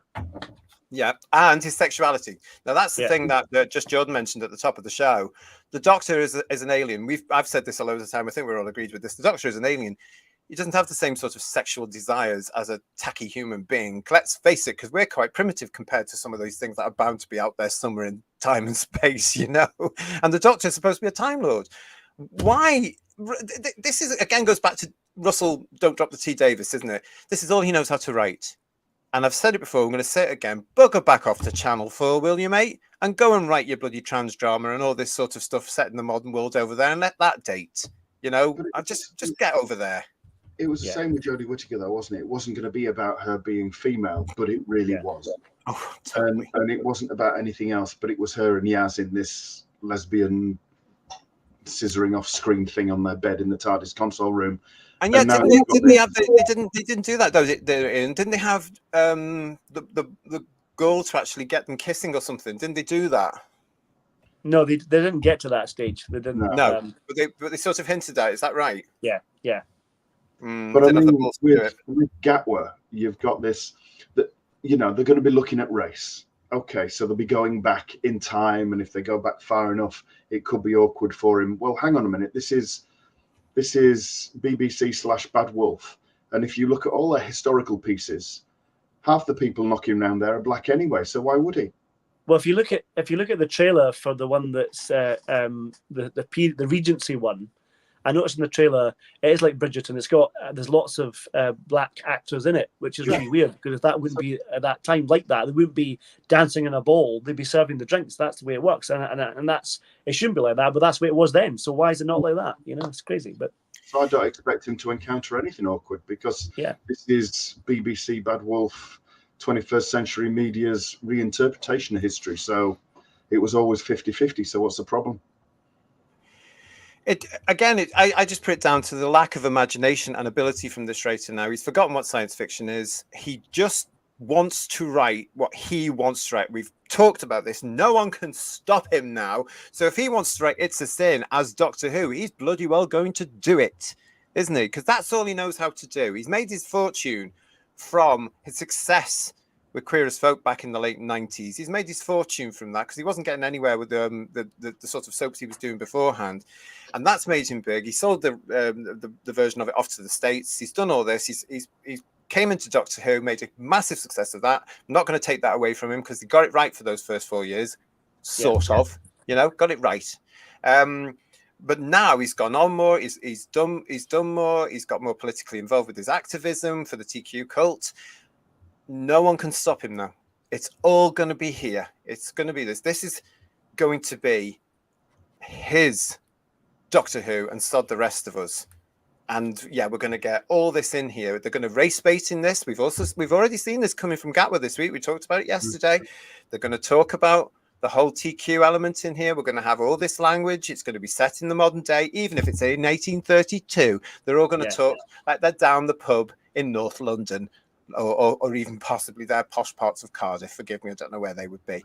But do you know what I'm saying? It's all going to be about them, Paul. I think we're already getting that. If you remember the photographs of the new companion with Shooty in the 50s, I think that episode already have that racial element in it, because if set in the 50s and there's an Indian character and a black character, there's going to be, and it's 50s America as well, so they're going to be doing almost like a retread of Rosa probably again, no doubt. What's that? That was the Rosa Parks episode they did. Oh, the Rosa Parks. Sorry, I meant Rosa Tyler. Sorry. Yeah. Sorry. Yeah. Okay. I never saw it. I heard about it, but I never saw it. Talons of Wayne Chiang is saying to us here, the tackling societal issues, yawn. Absolutely. If you want your society issues, bugger off to EastEnders and Corrie. Yeah. Divine and Dragon, dated, soap opera, yes. And Digby saying to us here, the idiots are confusing oppression, exploitation, and inequality. Please, can someone hide Rtd's pens or keyboard? Wouldn't it be wonderful? Oh, my giddy aunt, says Paul. I nearly fell asleep listening to that drivel. I had to read it, Paul. I was reading it. Can't we just enjoy Doctor Who? Why is it all about race now and sex? It's cheap and tacky, because that's what they want. They're so busy bending the knees and being part of cults and pushing propagandas and telling kids there's more than two genders and they might be born in the wrong body. It's just, they've pushed it into everything. He would have been better buggering off to his friends at Red Productions, wouldn't he? And also to Channel 4 and writing that thing he really wants to write about. Do you know what I mean? Rather than bringing it all into Doctor Who and peeing us all off. Let's face it. Yeah. Sure. Steve, thank you for your comment. It's that much of a soap now that each episode will finish with the EastEnders dum dum dum dum dum. Instead of a sting, yeah. What's that actually? Yeah, that could happen. I hate that. And what have we got here as well? Simon L. So hang on. Racism is going to be addressed when the actor is being racist. I mean, hypocrisy. They're always full of hypocrisy. Look at all of them. They can't help themselves, mate. And Stephen is saying to us, I'm a Time Lord, I work in eternity. Now, not twerk. I noticed he's back in the trailer. He's the last of the Time Lords again, I noticed as well, which was like, I thought we'd got over that. Oh, well done you for paying attention. Yeah. I thought he wasn't a Time Lord at all. What was that, Ian, sorry? Not a Time Lord at all, though, I thought. No. Oh, stop it. I'm confused as it is coming into this after not seeing it since. That's a good point, yeah, because in the trailer it says, I'm the last of the Time Lords, blah, blah, blah. And if he's not a Time Lord anymore, if he's not a Time Lord anymore because the Time Lord's children, he's a little girl originally. So what does that work? From a portal from God knows where. So how does he not know, or how does they not know that there's a shit ton of them at the other side of this bloody portal, wherever that comes out at the other end?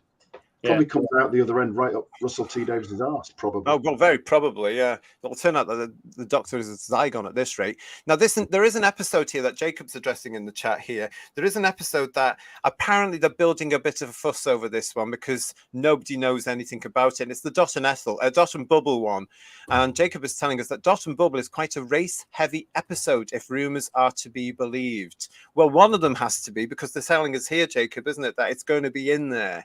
We also have the other episode, which I am absolutely, convinced is going to be the anti-Brexit one, which is the one starring that wonderful actor who should have been the Doctor, Aneurin Bernard. And he's playing some sort of corrupt politician or something. But you know, back in 22, we saw a vacant shop, didn't we? Dressed out with the Union flags and everything like this. And I just thought, because Russell T Davies was so anti-Brexit, allegedly, that's going to be the one where they get the British public who actually decided to use their democratic right and their view and voted for it. I can see it coming. I think they were hoping that there'd be a general election in May, so that would tally in with that. But it's not going to happen, is it? Many of us were hoping there'd be a general election. Yes, of course we were. Yeah. But it looks like we're going to have to be waiting until October. But you never know. In Scotland, there might be one coming up before then. It's all exciting in the United Kingdom right now, although still rather worrying. Digby is saying to us here, New Who has dated really quickly, and this will be even worse. It's the folly of making the show hyper contemporary. You've said it beautifully. That's what I've been trying to say for a while now, but you've said it so much more eloquently. So congratulations. Thank you for that one. And Demorpin is saying to us, Chib said something like sharing the ice cream was essentially a kiss. Pardon? What's that mean? Oh, there's a bit in the last episode with Jodie and Yaz, and they had an ice cream on top of the TARDIS. That's not a euphemism, but it did happen. So, what? Tongues and licking were involved. Yeah. They had an ice cream on top of the TARDIS? Yes, yeah. How'd they get up there then? Listen, don't answer me. I think that's stupid. I don't want to know. Yeah. I don't want to know. The Doctor has travelled, says Dalek, I love you, all of time and space and faced aliens of all types. He has not ever got involved in sexual or race issues. Well, he sort of has done, or it has done recently, hasn't it? What with the Doctor's always fought against injustice, and that's the important thing. Whether it's a race injustice or a species injustice, he's done that. You know what I mean? It's not a new thing, is it? Yeah, well, no, it's not. No, but it's just more subtly done. That's the point. Definitely, the sexual thing is. I mean, I was thinking about this the other day. I was thinking about actually in the reboot version, the only Doctors that haven't really pushed the sort of sexual side to them was Eccleston to a point. Tennant really did sort of play with that, and he flirted with that. Yeah. Smith didn't. He tried to bring it back, and then Capaldi, of course, pushed it right out the door. Yeah. You know, so and I can't speak for about Whittaker because I never saw her. No, she didn't really, but there was all that in it. But what interests me is that the Stephen Moffat episode. I read somewhere about that, a little bit about that. And it could be just be the landmine moment that you see with Shooty's foot touching the landmine. Yeah, but I heard something that it's been inspired by a classic episode, and it could be the Genesis moment. But if it's not that, God knows what it is. You know. Well, we'll soon find out because that's episode 3, which is on week 2. Yeah. Don't forget, because the first 2 episodes drop on iPlayer and on Disney Plus simultaneously. That's another Disney dictate because that's something that the BBC do not do. And they don't like doing things like that because it robs them of an episode. So, Gary is saying to us here, the Doctor meets Nelson Mandela and or Martin Luther King. Now, to be honest, I actually wouldn't mind a decently written and produced and acted episode where the Doctor would meet Martin Luther King or Nelson Mandela. It would have to be done respectfully. With Nelson Mandela, of course, it would have to be done when he became president or before he went to prison, because he was in prison for over 20 years, wasn't he? Yeah. Hell of a story, hell of a hero. Martin Luther King, hero to all of us, I think, as well. Anybody with any decency. What a guy. I'd love to see the Doctor. Played by white women, though, obviously. Well, they wouldn't dare change the ethnicity of these giants, would they? These wonderful, they look nothing like people. Nelson Mandela or Martin Luther King, would they? They're completely different. So yeah. I mean, Steve Biko, another personal hero of mine. I mean, a lot of the youngsters these days won't know these giants and what they went through and the hell they went through for their own democratic. Well, they didn't have democratic rights, but they were fighting for them. Yeah. But this is the sort of thing I think the Doctor would go and see in history. He would be very careful, of course, wouldn't he, the Doctor? But and there's something real to complain about as well, you know what I mean? Yeah. He can go back in time and he can meet Nelson Mandela and he can help Nelson Mandela with his emotional trials and tribulations, trying to decide how he's going to deal with the violence that his then wife Winnie likes to impose on other black people. Or would that be problematic? That's very problematic. I mean, there are sides to it, but we have seen in the reboot the historical episodes that are done correctly. We're actually going to mention it again. We're coming to another one this week, aren't we? With the Unicorn and the Wasp with Agatha Christie, done beautifully, actually. Having rewatched it today, but even Charles Dickens was done properly. So I think with a decent writer, somebody like Gareth or something like that, you could have a decent episode. But it's also about, with these characters, how many youngsters were introduced to Agatha Christie in that particular episode and then went off and researched her in the old days? They wouldn't do now, of course. They'd probably be told all sorts of nonsense these days. I want to say hello to Yokai63, welcome to Who's Views. It's nice to see you. Davies has never had a proper understanding of sci-fi. He's a soap writer and always has been.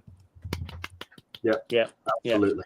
Here, I say on that. And doesn't it show now? Because he's getting a little bit tired now, isn't he? But welcome to Who's Views. Welcome to everybody.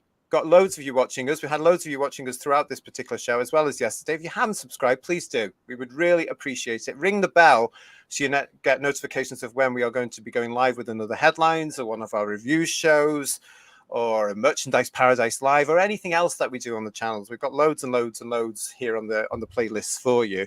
So it's always great to have you, and thank you. Look at all these wonderful, wonderful chats we've got here. Glenn's with us. Hello, Glenn. I enjoyed Rosa. I thought it was a good story showcasing Rosa as a hero who helped stop racism on the buses. Yes, hugely important character in history, though, as well, isn't it? It wasn't she. I think it's my favorite Jodie Whittaker story of her first season. What did you all think? Well, I never saw it, so I can't comment because I've never seen and never will see a Chibnall Jodie Whittaker episode. I think it's a good episode, but it feels more like Quantum Leap than Doctor Who. That's the problem. Oh, does it? Yeah. Oh, really? Yeah. Well, the original, not the reboot. The original, yeah. Which isn't a bad thing, but it's not Doctor Who, you know what I mean? But, yeah. Well, Quantum Leap was very of the 90s, wasn't it? It was of its day. I remember seeing the odd one when I was getting ready to go out or going to work in the evening or whatever I was doing. And I quite liked the fact that he jumped into bodies, didn't he? Yeah. Yeah, he jumped they didn't do that, but it felt like that going back in history to help her out a bit. You know, that's what it was like. I don't know if Ian, you felt the same way a little bit about it. You know, I think it was a good period piece, in that it realised the period, quite convincingly. But ultimately, with the bad guy being a white racist from the future who wanted to stop equality by stopping Rosa Parks standing up for her rights on her buses, I'm not sure it was that pivotal a moment if you're trying to change absolutely everything. So it was a bit of a stretch. But it was your typical white man bad. It was a bit like the Master trying to change Magna Carta, wasn't it? A wee bit, you know. Yeah. Well, do you know what though? At least with the Master trying to change Magna Carta, it's outrageously the Master. Yeah. You know, you can believe him doing it. You know, just I've got a spare 20 minutes. I'll just rob Britain of the Magna Carta and see how they get out of that one. That's more of a monk scheme, isn't it? Like meddling monk rather than the Master. I imagine the Master when he's bored doing similar things. To be honest, to see who he can zap or put into an Iron Maiden or shrink just for a laugh. Because that's the sort of guy he is, isn't he? Yeah. Steve is saying to us here, tackling issues across all of time and London. And with the London mentality, have you noticed that a lot of these cultists tend to stem in the cities such as Brighton, Manchester, London, and I dare say even Glasgow to an extent? They're all city, but you come out into the suburbs though, and you will be slapped with reality. Yeah, it's as simple as that, because nobody outside your champagne swizzling Guardian reading lot wants to know anything like this. Demorpin is saying to me as well, the ice cream scene was as ridiculous as it sounds. Yeah. Sitting on top of the TARDIS having pardon? Tonguing a cornet. Oh. And that is a euphemism. Yeah, so. Hello, Limekins. Peter Gabriel wrote a song about Biko. It's a good listen. Anything by Peter Gabriel in my book is a good listen. Oh, and look, are they all talking about come back on it's Wednesday? We're going to be talking about the Unicorn and Wasp, so keep everything for that. Come on. Come and join us then on Wednesday for Unicorn and the Wasp. I'm really looking forward to listening to that thing. I don't understand the dot and bubble thing. What does it mean? Asked Neville. Who knows? No, all will not be revealed. They won't explain it what it means at all. I don't know. I really don't know. I don't know. But thank you everybody for for all your comments. Keep them all coming as we approach the last bit of the show. And we're gonna end now with an and finally, quite frankly. For those of you of a certain age, you will always remember the news at 10, where they would say, and finally, here's a bit of a nonsense story for you. But it's not nonsense at all, but it is a fun story. A couple of weeks ago here on Headlines, we spoke to Phil Roy, didn't we, about his fan film called Doctor Who Meets the Scorpion, and we spoke to him about it. Thank you very much for everybody that joined us for that particular one. If you haven't seen it, it is on the playlist for Headlines. Go and have a look at it. But he was telling us about his new Doctor Who fan film that is on the way. We hope, because he's currently filming it, and he's still filming it right now. So It looks really good as well, doesn't it, guys? We were quite impressed with this, to the point where we're all thinking about when it's done, we're going to review it in a Who's Views reviews and treat it like Doctor Who. Well, we'll make it canon, damn it. I'm very pleased to say that we have now an exclusive for you all, Who viewers, because Phil very kindly has sent us some wonderful pictures that are exclusive as a broadcast to us right now. They will be appearing on his website over the next few days, but let's catch up at what they've been doing in filming. We've got some pictures of him and his co-star here from Doctor Who Meets the Scorpion. There they are, they're looking in character. And there's another nice one here of them. Ta-da! Nice pictures. And then there's this particular one as well, which makes me think, who are they? Oh, They look creepy as hell, don't they? yeah. Yeah. So look at these two creepy young ladies here. How do they fit into Doctor Who Meets the Scorpion? We're going to have to find out, aren't we? And hopefully support Phil to get this film actually finished. And then there's these pictures that were coming up here. So he sent me a message here. Oh, actually, talk amongst yourselves while I get the message for a second.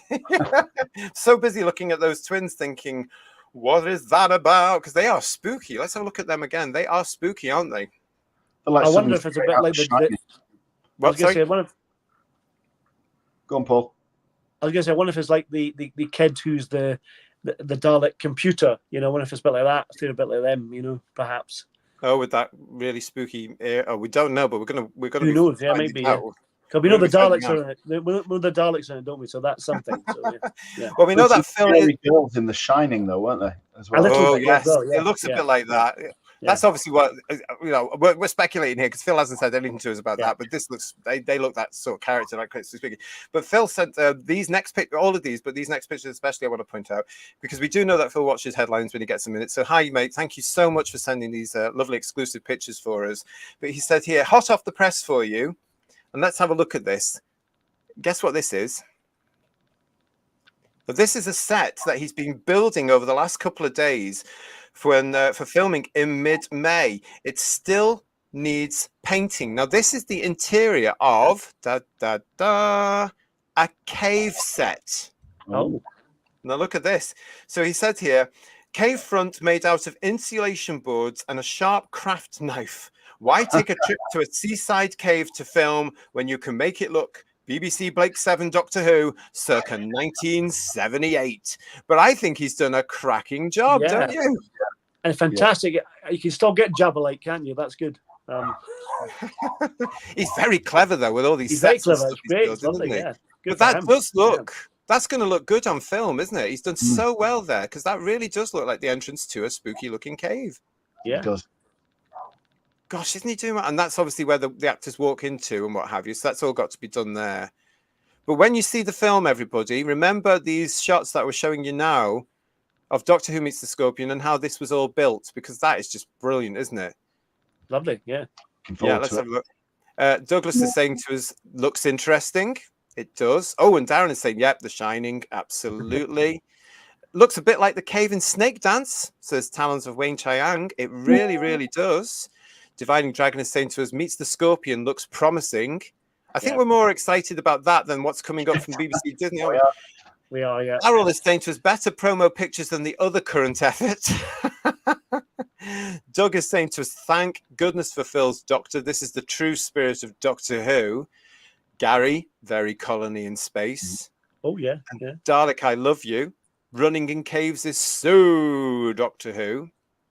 And Limekins is saying to us here, I miss Blake 7. Yeah, that's one of these shows that will never get made again because of the political climate we're all in now and have been for some time now, I'm afraid, because effectively it's about a gang of terrorists. What else we got here? Thank you very much, everybody, for your comments there. This has gone down a treat. Phil will be delighted. Better than the Underworld CSO, says Steve.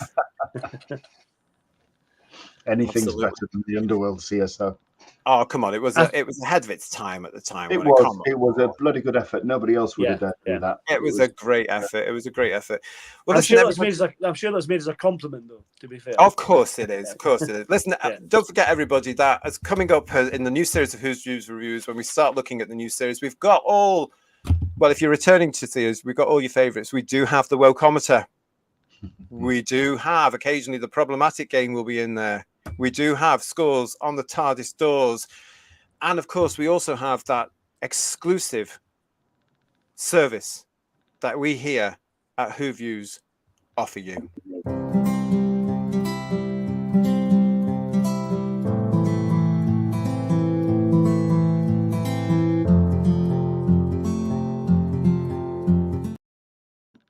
That's right. It's all coming up on Who's Views Reviews. The new series of that starts on Sunday, the 12th of May. Be here on this channel. Make sure you've subscribed and you've rung that bell. And don't forget to come and join us with your views if you are watching this. And if you're not going to be watching the new series of Disney Who, I'm very jealous, because you can still come and join us and hear what we've all got to say about it and what all our friends in the chat have got to say about it as well. Another great show there. Thank you so much, everybody, for joining us this evening.